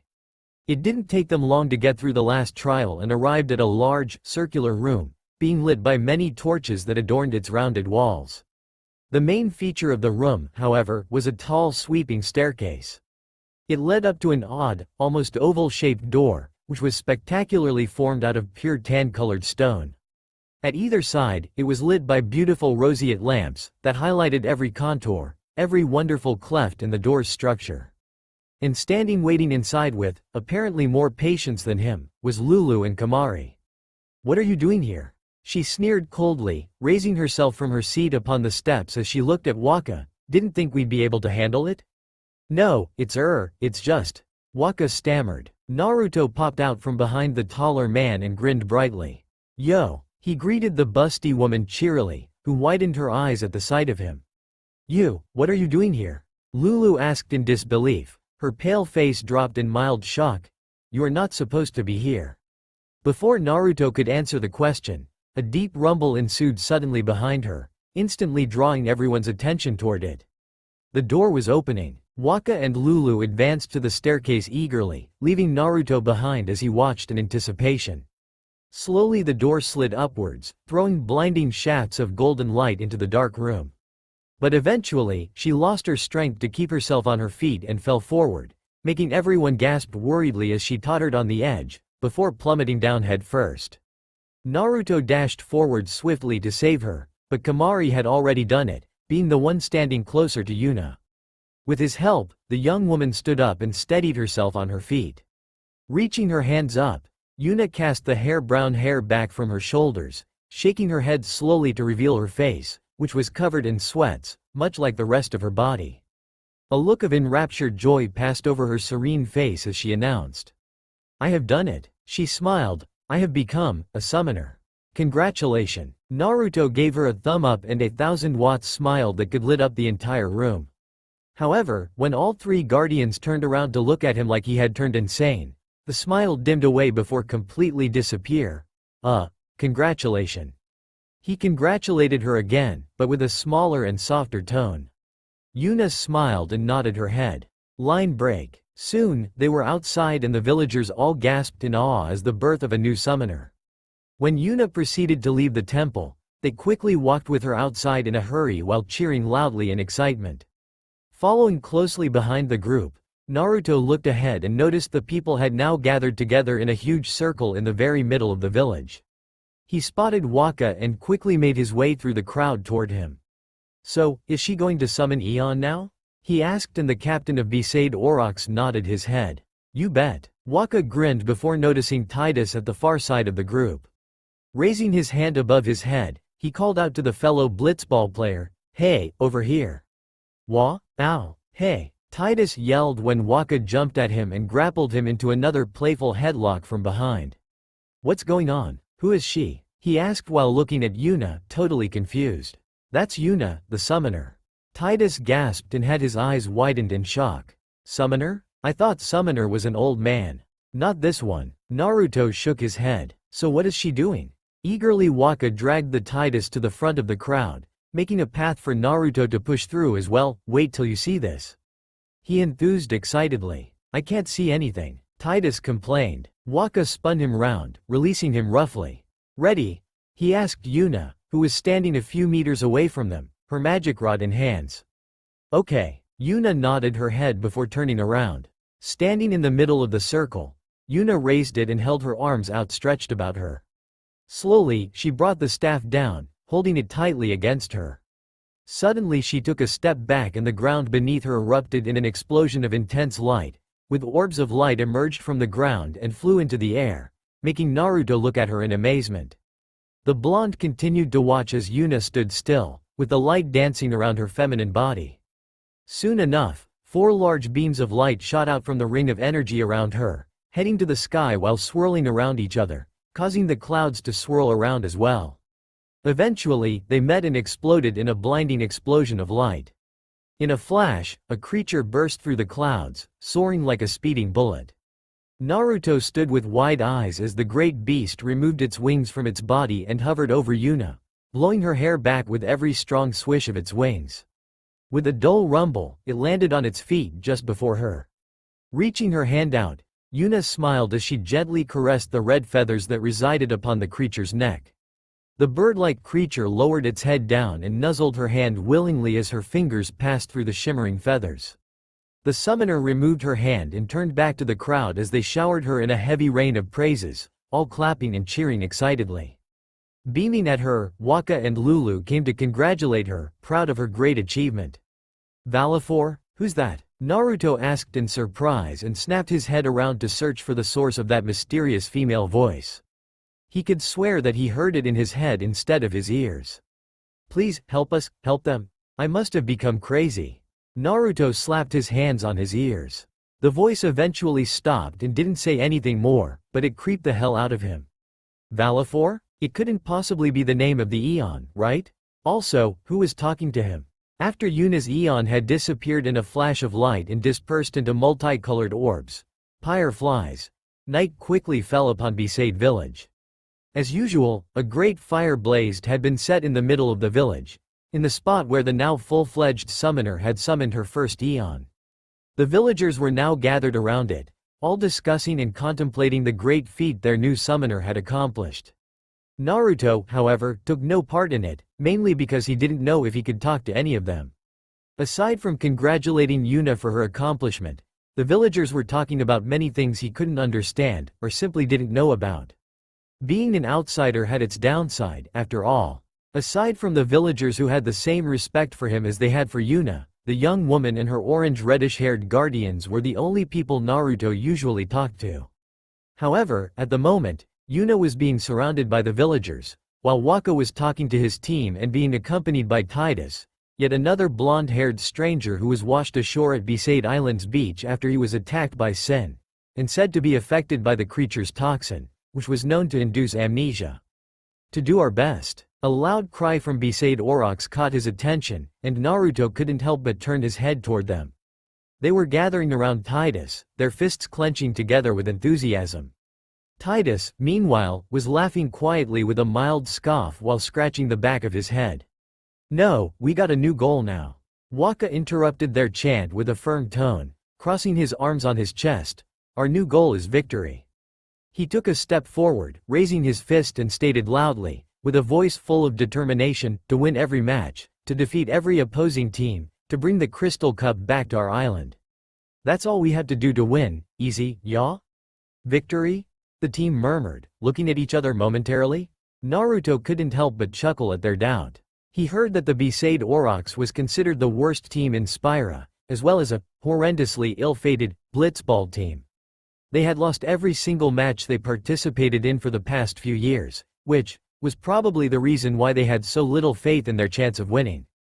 Then, after a few seconds of silence, as if they had finally believed they could win the upcoming tournament, the Besaid Aurochs started chanting stimulatingly, "Victory!"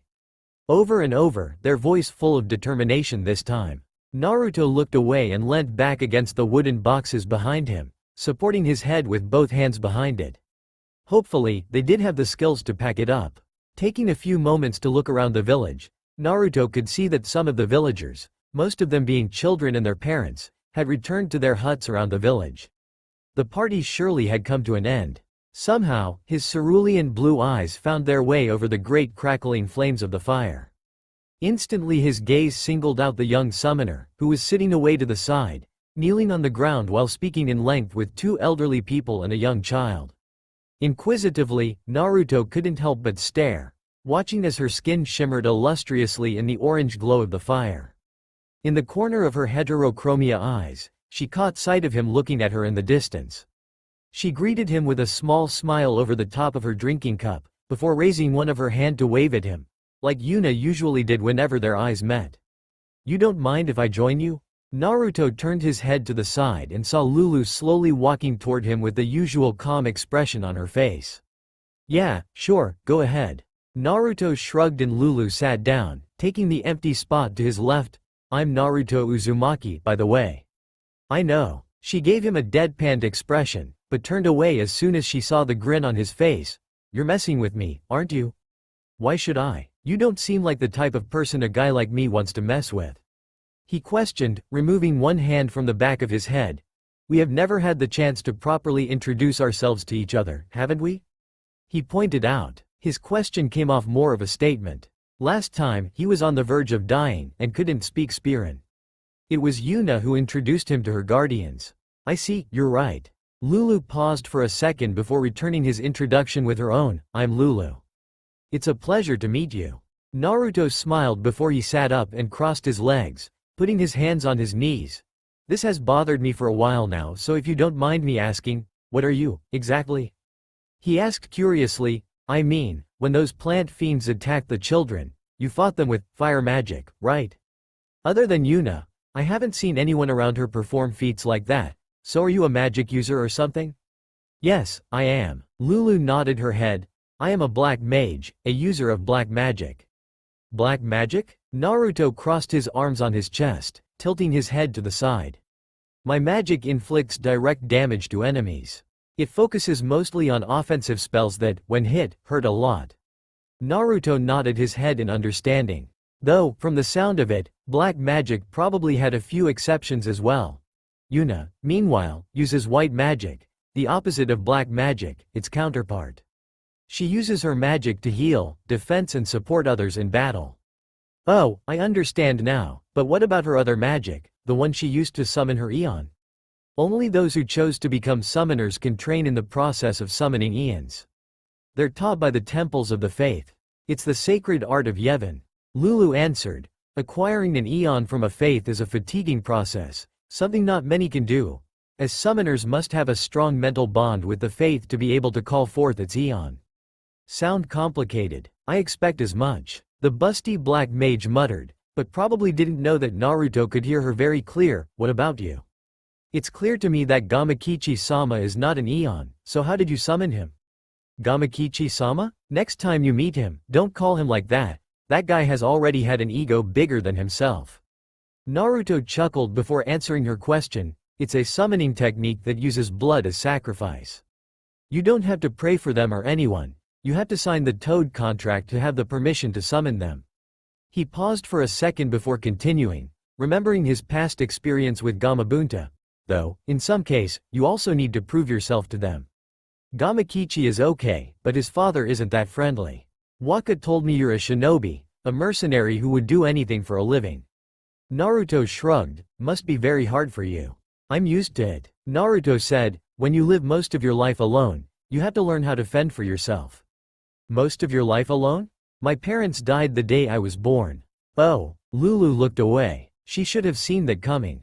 "He was an orphan, I'm sorry." "Don't worry." Naruto shook his head. "You're an orphan too, aren't you?" Naruto asked before adding, "I know one when I see one." "I can also tell that Waka is an orphan." "Yes, we are." Lulu nodded. "Our parents were killed by Sen." "I'm sorry to hear that." Naruto sighed. "My parents died protecting me in our village. My father was the leader of my village, while my mother was one of the best kunoichi, female shinobi.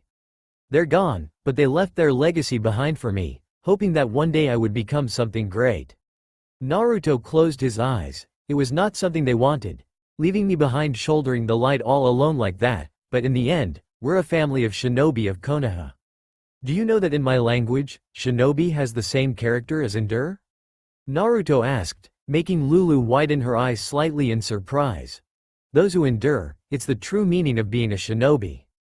That is deep, Lulu said in surprise. Truly, I didn't expect anything like that from you.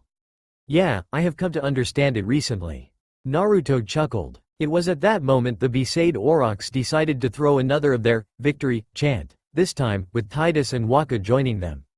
The team soon gathered in a circle and put their hands together in the middle. Excited, aren't they? Let's just hope that they're going to do better this year.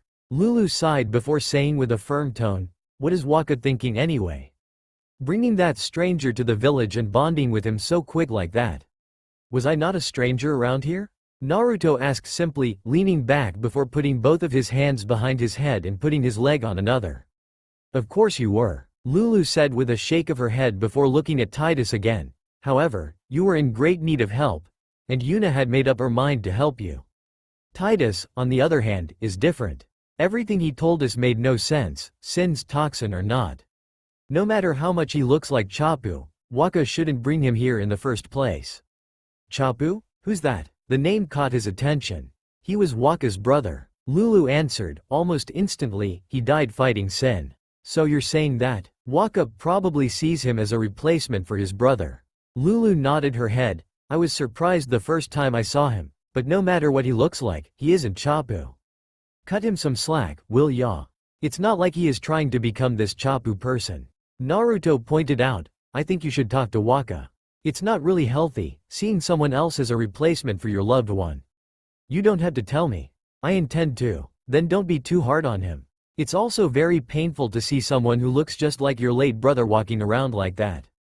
Lulu could only turn her head to look at Naruto for a moment before sighing longingly. You know, I think I should apologize for the way I acted around you these past few days. To her surprise, Naruto only raised his hand and waved it around while grinning. Ah, don't worry about that. You have all the rights. I was a stranger that suddenly appeared. No, not like that. Lulu interrupted him while shaking her head. How should I put this? Sighing longingly, she then continued. Titus might look like Chappu, but it's you that reminds me of him. You two are very much alike. Oh, it didn't take him long to realize the hidden meaning in Lulu's words. It must be hard for her. Ahem. Feeling the uncomfortable atmosphere between them, Naruto decided to change the topic. If you don't mind me asking, how do you become a summoner's guardian? Lulu, of course, was surprised by his question. Line break. Kachiyose no jutsu. Naruto slammed his hand down to the ground and cried the name of the summoning technique in his language, causing a huge toad to appear from a poof of smoke. He wasn't Gamakichi, and of course nowhere near as big as the future chief toad of Mount Myoboku, but still, he was nearly as big as a tent around the village. Whoa, what is that? Titus gasped in awe as he stood behind Naruto with Waka and Lulu, the people who had already seen Naruto performing the summoning feat the first time, but still they couldn't stop themselves from widening their eyes in amazement. Is that an Eon too? Is Naruto a summoner like Yuna? Titus asked in confusion while pointing his finger at the young man before him, as he walked toward the giant orange toad, who opened its mouth and stuck out its tongue, which carried a backpack and extended downward to give it to Naruto. Ah, I nearly forgot that you have no idea. Waka stated while scratching the back of his head, speaking of which, there is something I want to give you right here. Waka reached behind his back as the blitzball player halted before them. Titus' eyes widened immensely in surprise as he beheld the object in the captain of Besaid Aurochs' hand. Whoa! He exclaimed while letting his shoulders fall in awe. Within Waka's grasp was the most spectacular weapon Titus had ever laid eyes upon. It was a mighty-looking sword similar in style to the one the blonde used to have before he lost it after his second encounter with Sin, but this sword was 1,000 times cooler and looked 1,000 times stronger. The blade surface shimmered in a magical cerulean sparkle that resembled a pool of glittering water to the naked eye. As Waka held it high above his head, the sunlight flickered dazzlingly upon its curved tip as Titus ran his eyes along the razor-sharp edge. It was truly an incredible weapon. You're giving this to me? The young man voiced astounded. Yeah, Waka confirmed with a nod and a grin, use it well. Gratefully, Titus received the sturdy leather-bound hilt in his gloved palm.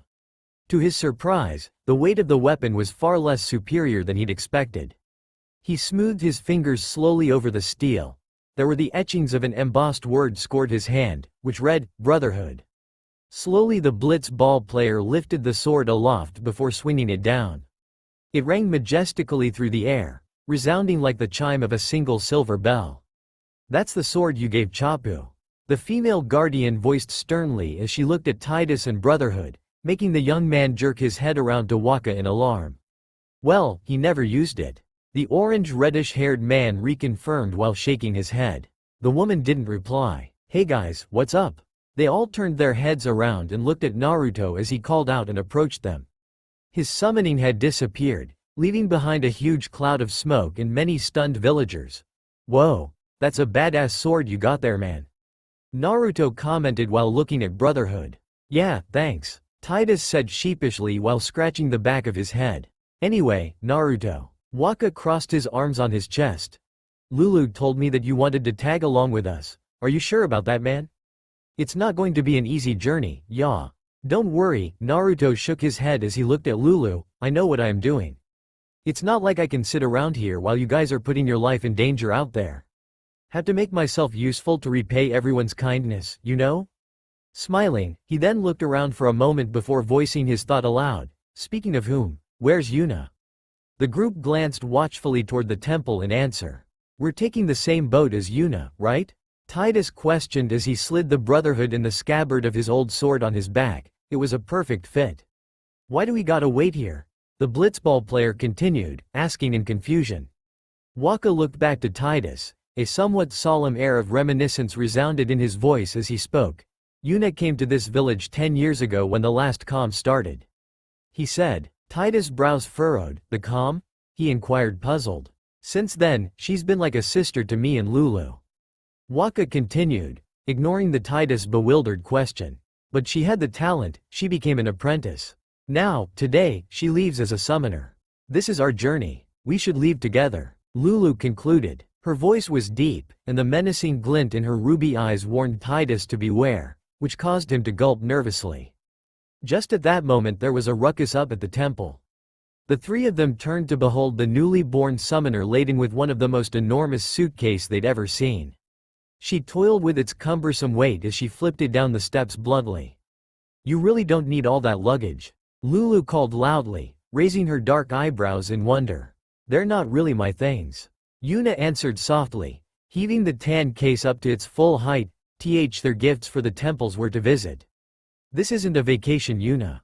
Waka chided lightly, placing his hands on his hips. I guess, the summoner stared at the case with some distance.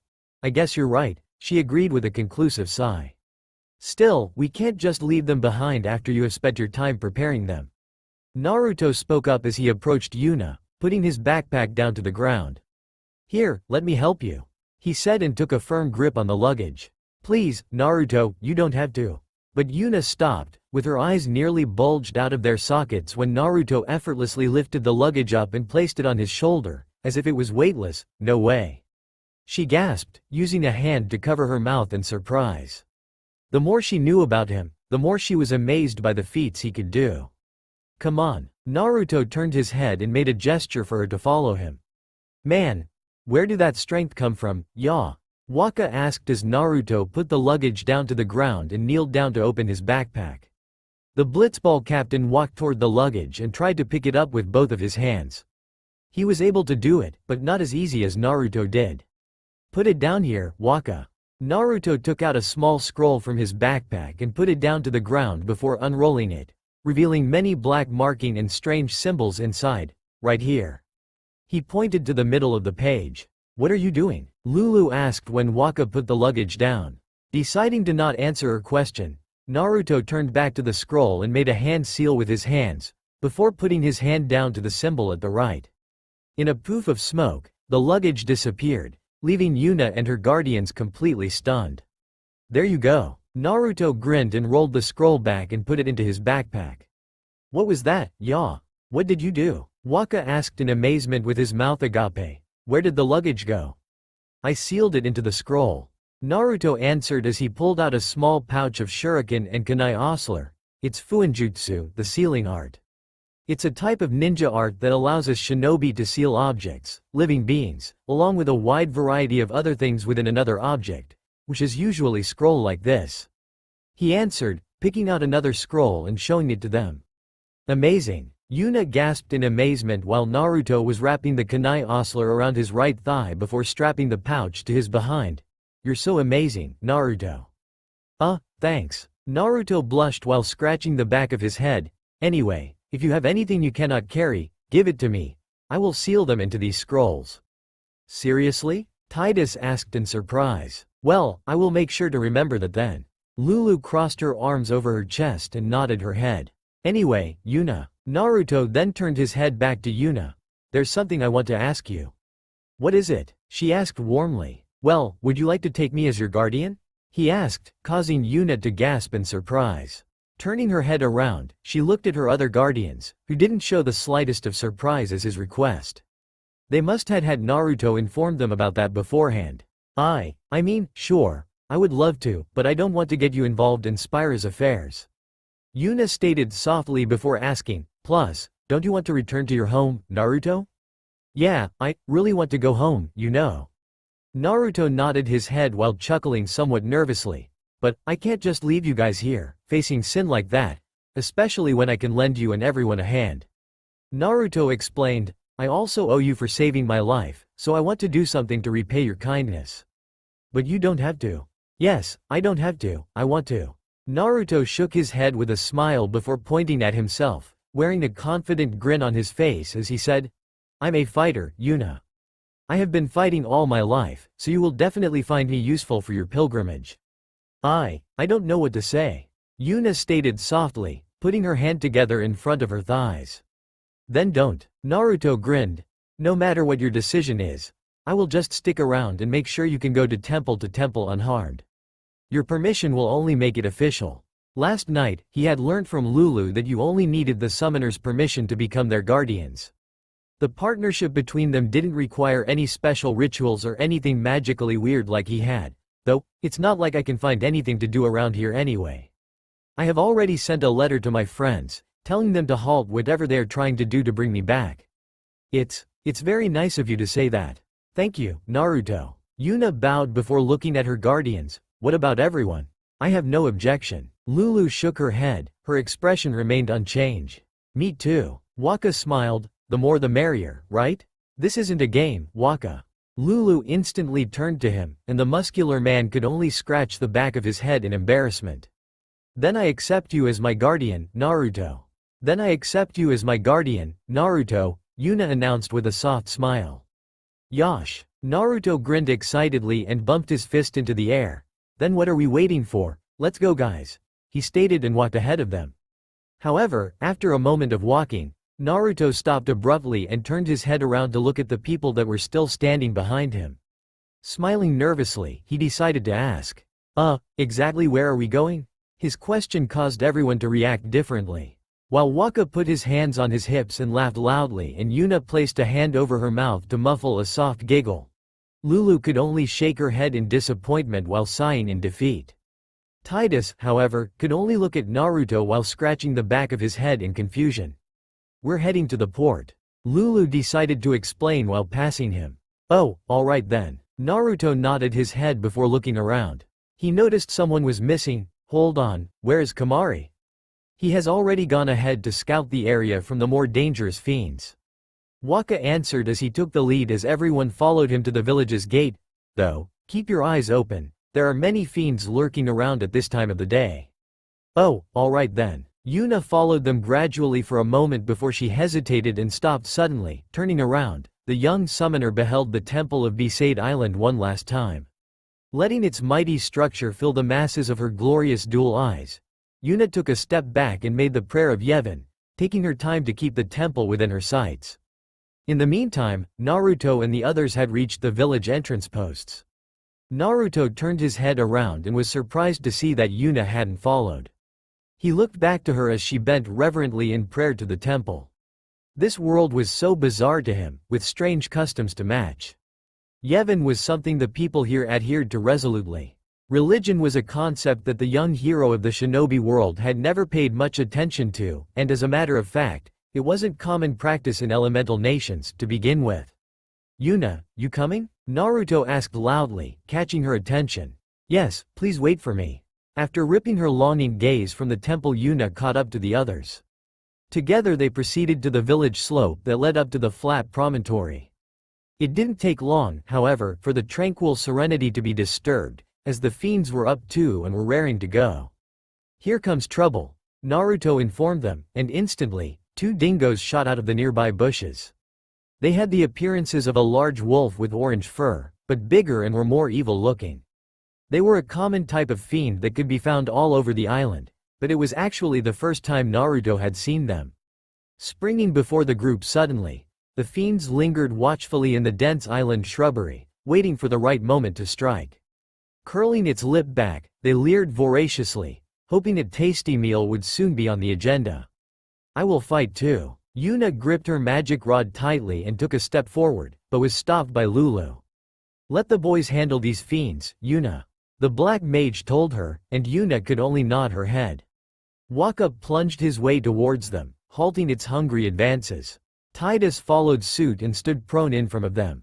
Instantly one of them darted forward, launching an attack for the Tidus ankle, but he quickly zipped out of the way, dodging the attack with ease as the jaws clasped the empty air. Enraged by its failure, the creature spun around, growling severely from its shuddering throat. Alright, let's see what our new guardian is made of. Waka stated. Naruto, you go ahead. Oh, alright then. Naruto nodded and reached his hand behind him. His eyes hardened, pulled out two shurikens from his porch and threw them at the dingoes with great accuracy. The weapons traveled through the air unseen, before they stabbed into the fiends' heads, ending their lives. Whoa! Waka gasped in surprise while the fiends' bodies dispersed into fireflies. What was that? Naruto moved so fast his eyes could barely follow. What did you do? What are those weapons? He asked when Naruto stepped forward to pick up his throwing weapons, which fell down to the ground the moment the fiends had completely disappeared. These? Naruto showed them the shuriken in his hand. They are shuriken, one of the most basic ninja weapons. Naruto explained as everyone gathered around him. They're small but very sharp, so if you throw them accurate enough, they can kill or incapacitate an enemy. Seriously? Waka gasped in surprise as he took a shuriken from Naruto and examined it with close eyes. You say one of the most basic tools, so you mean there are more? Lulu asked as she looked at the ostler on Naruto's thigh and the porch behind him.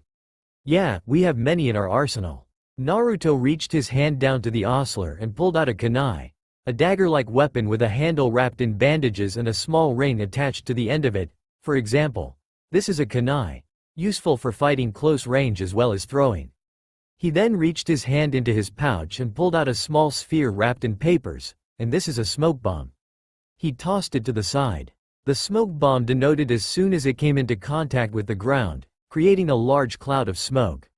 Like Fuinjutsu, a ninja's use of weaponry in combat is called Bukajutsu. Buki, jutsu? Yuna repeated, trying her best to spell the word right.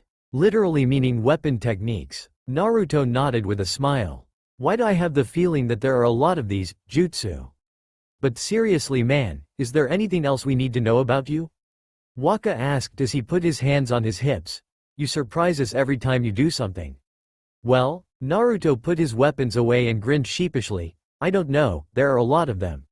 Their jaws dropped in shock and amazement. Maybe I will show you guys later. He's right. It's time for us to go. Lulu told them. However, it wasn't long before they were assailed yet again. The grunts and howls of the enraged dingoes had attracted far too much attention than any of them had bargained for. Another dingo appeared, however, this time, it was accompanied by a smoky blue bird fiend that shot down from the trees. It plummeted down towards them, aiming its long beak at any potential target. That is some nasty-looking bird right there, Naruto commented. A flyer? A wide grin passed over the redhead's face as he beheld the small hovering creature. It was no bigger than the blitzball under his arm. Just my kind of customer. After saying that, Waka flung the blitzball toward the unsuspecting bird. The ball whacked the fiend square on the beak, sending it colliding back to where it came from with a momentous crash before falling to the ground, dead. Waka caught the ball and turned to Titus. With a wry grin, he suggested, "Hey, why don't you try out that new sword I gave you?" The blonde nodded his head and released the Brotherhood from the sheath upon his back. The large sword rang through the air gracefully as Titus brought it down slowly before him. Snarling angrily, the fiends charged toward him with it, mouth slobbering, fully aligned with razor-sharp teeth. Titus skipped away as it made a desperate lunge for him, dodging it almost too easily. Naruto had to admit, Titus would make a fine shinobi if he was trained from the young age. In the instant that the fiend passed by him, Titus drove his tremendous blade down upon the creature's neck. The dingo was carved in two with a single clean cut. "No problem," Titus proclaimed as he watched the battered form of the dead fiend dissipate into nothing. "Not too shabby. You kept up with him pretty well," Waka complimented from the sidelines. "Might make a good guardian one day," he added with a cheeky grin. "Great work, Titus." Yuna smiled encouragingly as she looked at the blitzball player, who laughed nervously while scratching the back of his head. She then turned to Naruto, and looked at him strangely when she saw the frown on his face. "What's it, Naruto? Why did they sound so angry?" Naruto said in a small voice, but enough for everyone to hear, "Also, I have met a lot of wild animals in my life, and while they might be fiends, their feelings, it's humans' emotion, envy." He then shook his head. "No, forget it. Maybe it's just my imagination." His statement left Yuna and Lulu completely speechless, and they could only look at each other with eyes wide in surprise. The five of them continued to walk on the dusty slope, crossing the hill, waterfall and then forest. It wasn't long before the promontory came into view, but the fiends simply refused to make stay low and let them cross the island easily. Another fiend soon appeared out of nowhere before them. This one, however, was rather abnormal. Its body was formed out of what seemed to be a translucent blue jelly substance that wobbled all over sloppily when it moved. "That looks like trouble," Waka said, eyeing its strange jagged features dubiously. Naruto grinned and rushed over, pulling a kunai from the ostler. "Hey! Watch this. This is how you use a kunai." He sped up to the sluggish-looking fiend and thrust his blade at full speed, aiming for the creature's head. However, the kunai simply went through the fiend and stuck solid inside its body. "What the?" Naruto exclaimed in surprise and tried to retrieve his weapon, but instead of letting go, its glutinous substance body sucked his weapon in like a vacuum. Before he could do anything, a tremendous blast of ice-cold water spewed out from the creature's body, catching Naruto off guard. The water splashed onto his face, and the sheer pressure of the momentous spray alone was enough to knock the blonde onto his back abruptly. "Told ya." Waka grinned, standing over him. "Only magic can beat that thing. If you can't beat them down, you gotta use the magic of an element they don't like." "Magic?" Naruto rose to his feet. "Lulu?" "Yep, let's have our black mage take over for now," Waka replied, looking back. "Lu, you're up." Lulu quickly rushed towards them, holding a strange pink doll in her arm. "You fight with a doll?" Naruto asked in disbelief, looking at the doll in her hand. And he thought Waka fighting with a ball was weird. "What I fight with is none of your business." The busty black mage gave him a stern glare upon arrival. "Better stay back and let grown-up handle this, ninja boy." Focusing her magic energy upon the blue fiend before her, Lulu raised her free arm, hand above her head before she unclasped her fist. Crackling bolts of electric blue lightning darted from her fingertips before bursting into the creature, setting it ablaze in an electrical explosion. The fiend writhed in pain before melting away to nothing, leaving only Naruto's kunai on the dry ground. "Whoa!" Titus gasped in amazement as the display of black magic. "What was that?" "It was a water fiend, so you have to fight it with lightning magic," Lulu explained, turning to Naruto. "That was just an example of the type of fiends you cannot fight with your weapons. It would be better if you boys just leave them to me." "Oh yeah?" Naruto smirked challengingly. "Wait till we meet the next one, and I'm gonna show you that I'm fully capable of defeating them."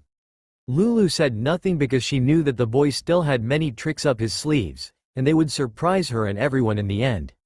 Passing by him with a perturbed sigh, Lulu mounted the flat promontory and stood by the side where the loose fencing was.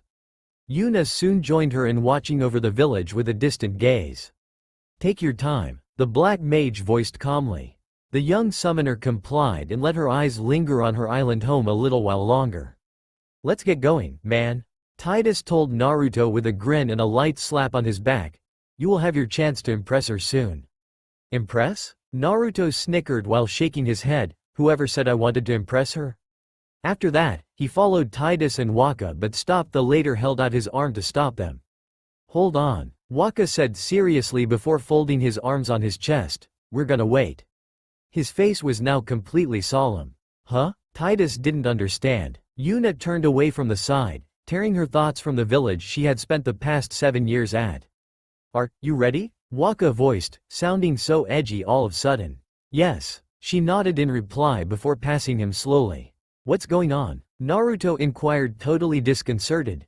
"Why are you guys becoming so mysterious all of a sudden?" His fellow guardians didn't reply and merely moved their attention to the cylindrical obelisk. "It's an ancient custom, people leaving the island to pray here for a safe trip," Waka explained, letting his fingers run over the deeply carved rock surface. "Chapu didn't pray that day, said he'd miss his boat." The pain was evident in the islander's eyes as he uttered those words. "I see." Naruto nodded his head and couldn't help but glance toward Lulu, but her face was hidden from his view by the bands which covered half of her face. While Titus joined them as they kneeled in reverence to the bizarre object and prayed for their journey, Naruto decided that he should just stand there and watch them. It was just that he didn't believe in Yevon like Yuna and the others. It was their religion, not his. Their journey to Besaid Port continued. They quickly passed down onto the new path and met a huge ruin that shadowed the dry ground with its tremendous form. It looked almost spidery with its thick solid struts that reached down from its sides, embedding themselves firmly into the ground. "Hey," Naruto suddenly spoke up while looking up, "isn't that Kamari?" he asked when he saw the blue Ronso leaping strongly from strut to strut with great agility. "Damn, he's good," Naruto commented with a smirk before raising his voice. "Hey Kamari, I have become Yuna." But before he could finish that sentence, Kamari burst down before him, with his eyes wild with a savage rage, and arms open ready to snap upon him. Widening his eyes in surprise, Naruto jumped back, avoiding the Ronso when he hit the ground with an earth-shattering bang. The shinobi looked on in disbelief as the man-beast crouched pulsating with rage before him. "Oi! What has gotten into you?" he asked, raising an eyebrow. "Kamari, what are?" Yuna stepped forward and tried to talk to her guardian, but Waka held out a hand and placed it on her shoulder, stopping her. "Don't worry Yuna, Kamari knows what he is doing," the Blitzball captain stated firmly. So, hearing that, Naruto couldn't help but ask, "This is a test, right? You want to test my abilities, don't you?" He raised his hands, with one hand holding his kunai. Despite saying that, he could feel Kamari's emotions, and anger, as well as hatred, weren't the most positive emotions to have in a test. Kamari said nothing and continued to grow like an animal. His monstrous hands buckled and jarred as he carved his razor-like claws aggressively on the ground, leaving marks there. With a tremendous surge of anger, the blue Ronso smashed his large hands into the solid ground, making the earth shudder beneath Naruto's feet. His muscles upon its body seemed to expand and swell larger. Naruto, meanwhile, kept his ground and looked at the Ronso straight in the eyes, showing no fear, only confident. "Come and get me." Naruto turned his free hand around, made a come-over gesture with his hand. In a colossal display of power, the man-beast stretched his arms, unleashing an ear-splitting roar, revealing its terrifyingly huge fangs before lunging towards Naruto, with its eyes glinted with the hunger for battle. Faster than they could imagine, Naruto bent his knees and lowered his body by bending his body backwards, letting Kamari pass harmlessly. In the same position, Naruto raised his leg, then twisted his body around and kicked Kamari in his abdomen, sending the Ronso flying, much to everyone's surprise. The muscular leonine roared in pain when its back slammed roughly against the nearest tree before falling down to the ground. "Attacking me with a hateful attack like that, is this really a test?" Naruto asked with a smirk. "Did I do something to anger you?" Kamari only growled in response and pulled the lance from his back.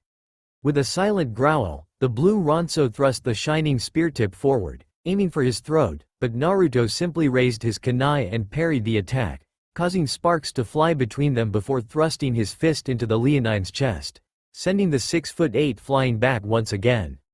Come on, this is too easy. Naruto yawned as Kamari tried to pick himself up, coughing slightly while holding his chest. You can't seriously think that you can protect Yuna with this kind of strength? Oi, that's too harsh, man, Waka spoke up nervously. You wanna try again? Naruto asked Kamari, ignoring Waka's statement. The Ronso growled, holding his weapon at his hip before taking a step back and stabbing the lance into the ground to gain leverage to leap into the air. Naruto's eyes followed Kamari's movement as the Ronso shot down with the tip of his spear aiming at his chest. Naruto, dodge! Titus shouted when he saw Naruto standing completely still. The next second, the blitzball player and the rest gasped in horror when the spear struck Naruto on his chest.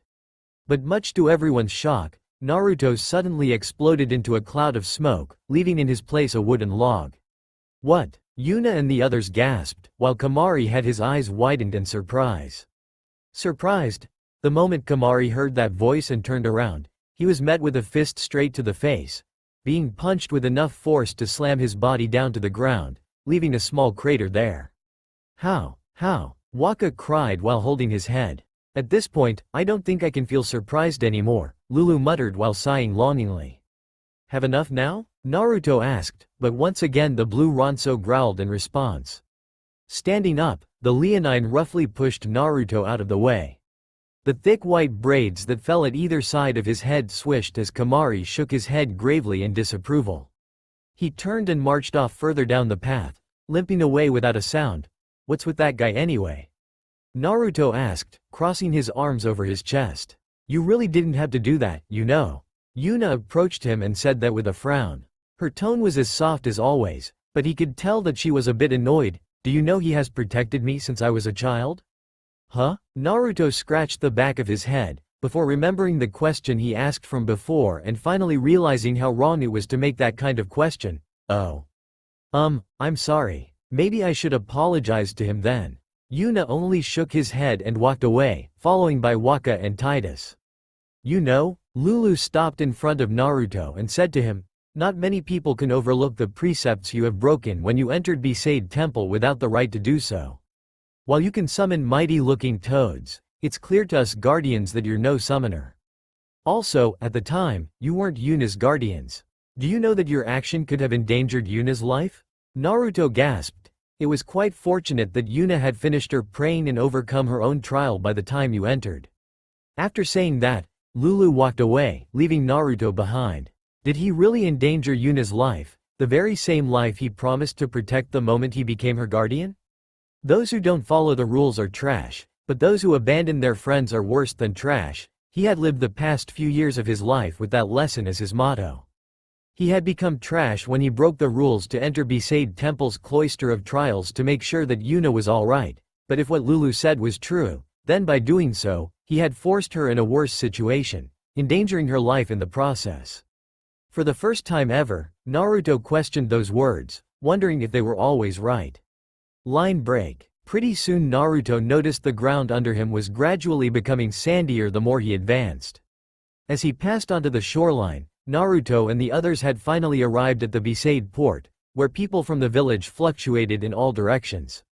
They were mostly crowded around the wooded docked area and looked like they were waiting for them. When they saw them approaching, the villagers made way for them to pass, murmuring words of hope and good fortune to them, disguising the grief in their voices. A number of young children were there also, crying silently as Yuna passed them by. The boat floated on the sea before them, resting against the marina. It was a long wooden vessel that was comprised mostly of a flat plateau that served as a deck. There were rooms below and stairs that led up from the deck to viewing platforms, with a name carved on a burnished red placard, which read, SS Leaky. Yuna got on the ship after a few final embraces with the villagers, while Naruto was the last to get on the board. The others' guardians including Kamari and Titus had already gotten on the deck long before him. The people waved desperately when the ship began to slip away, some flooding with tears. Yuna banished their anguish with a soft smile before shaping the Yevon prayer to them. Yet her promising smile faltered somewhat as she did so. Her face became gravely composed. Goodbye. In a moment the island faded out of view, leading them to the first destination of their journey. That's all for now. If you enjoy then please like, share and do comments.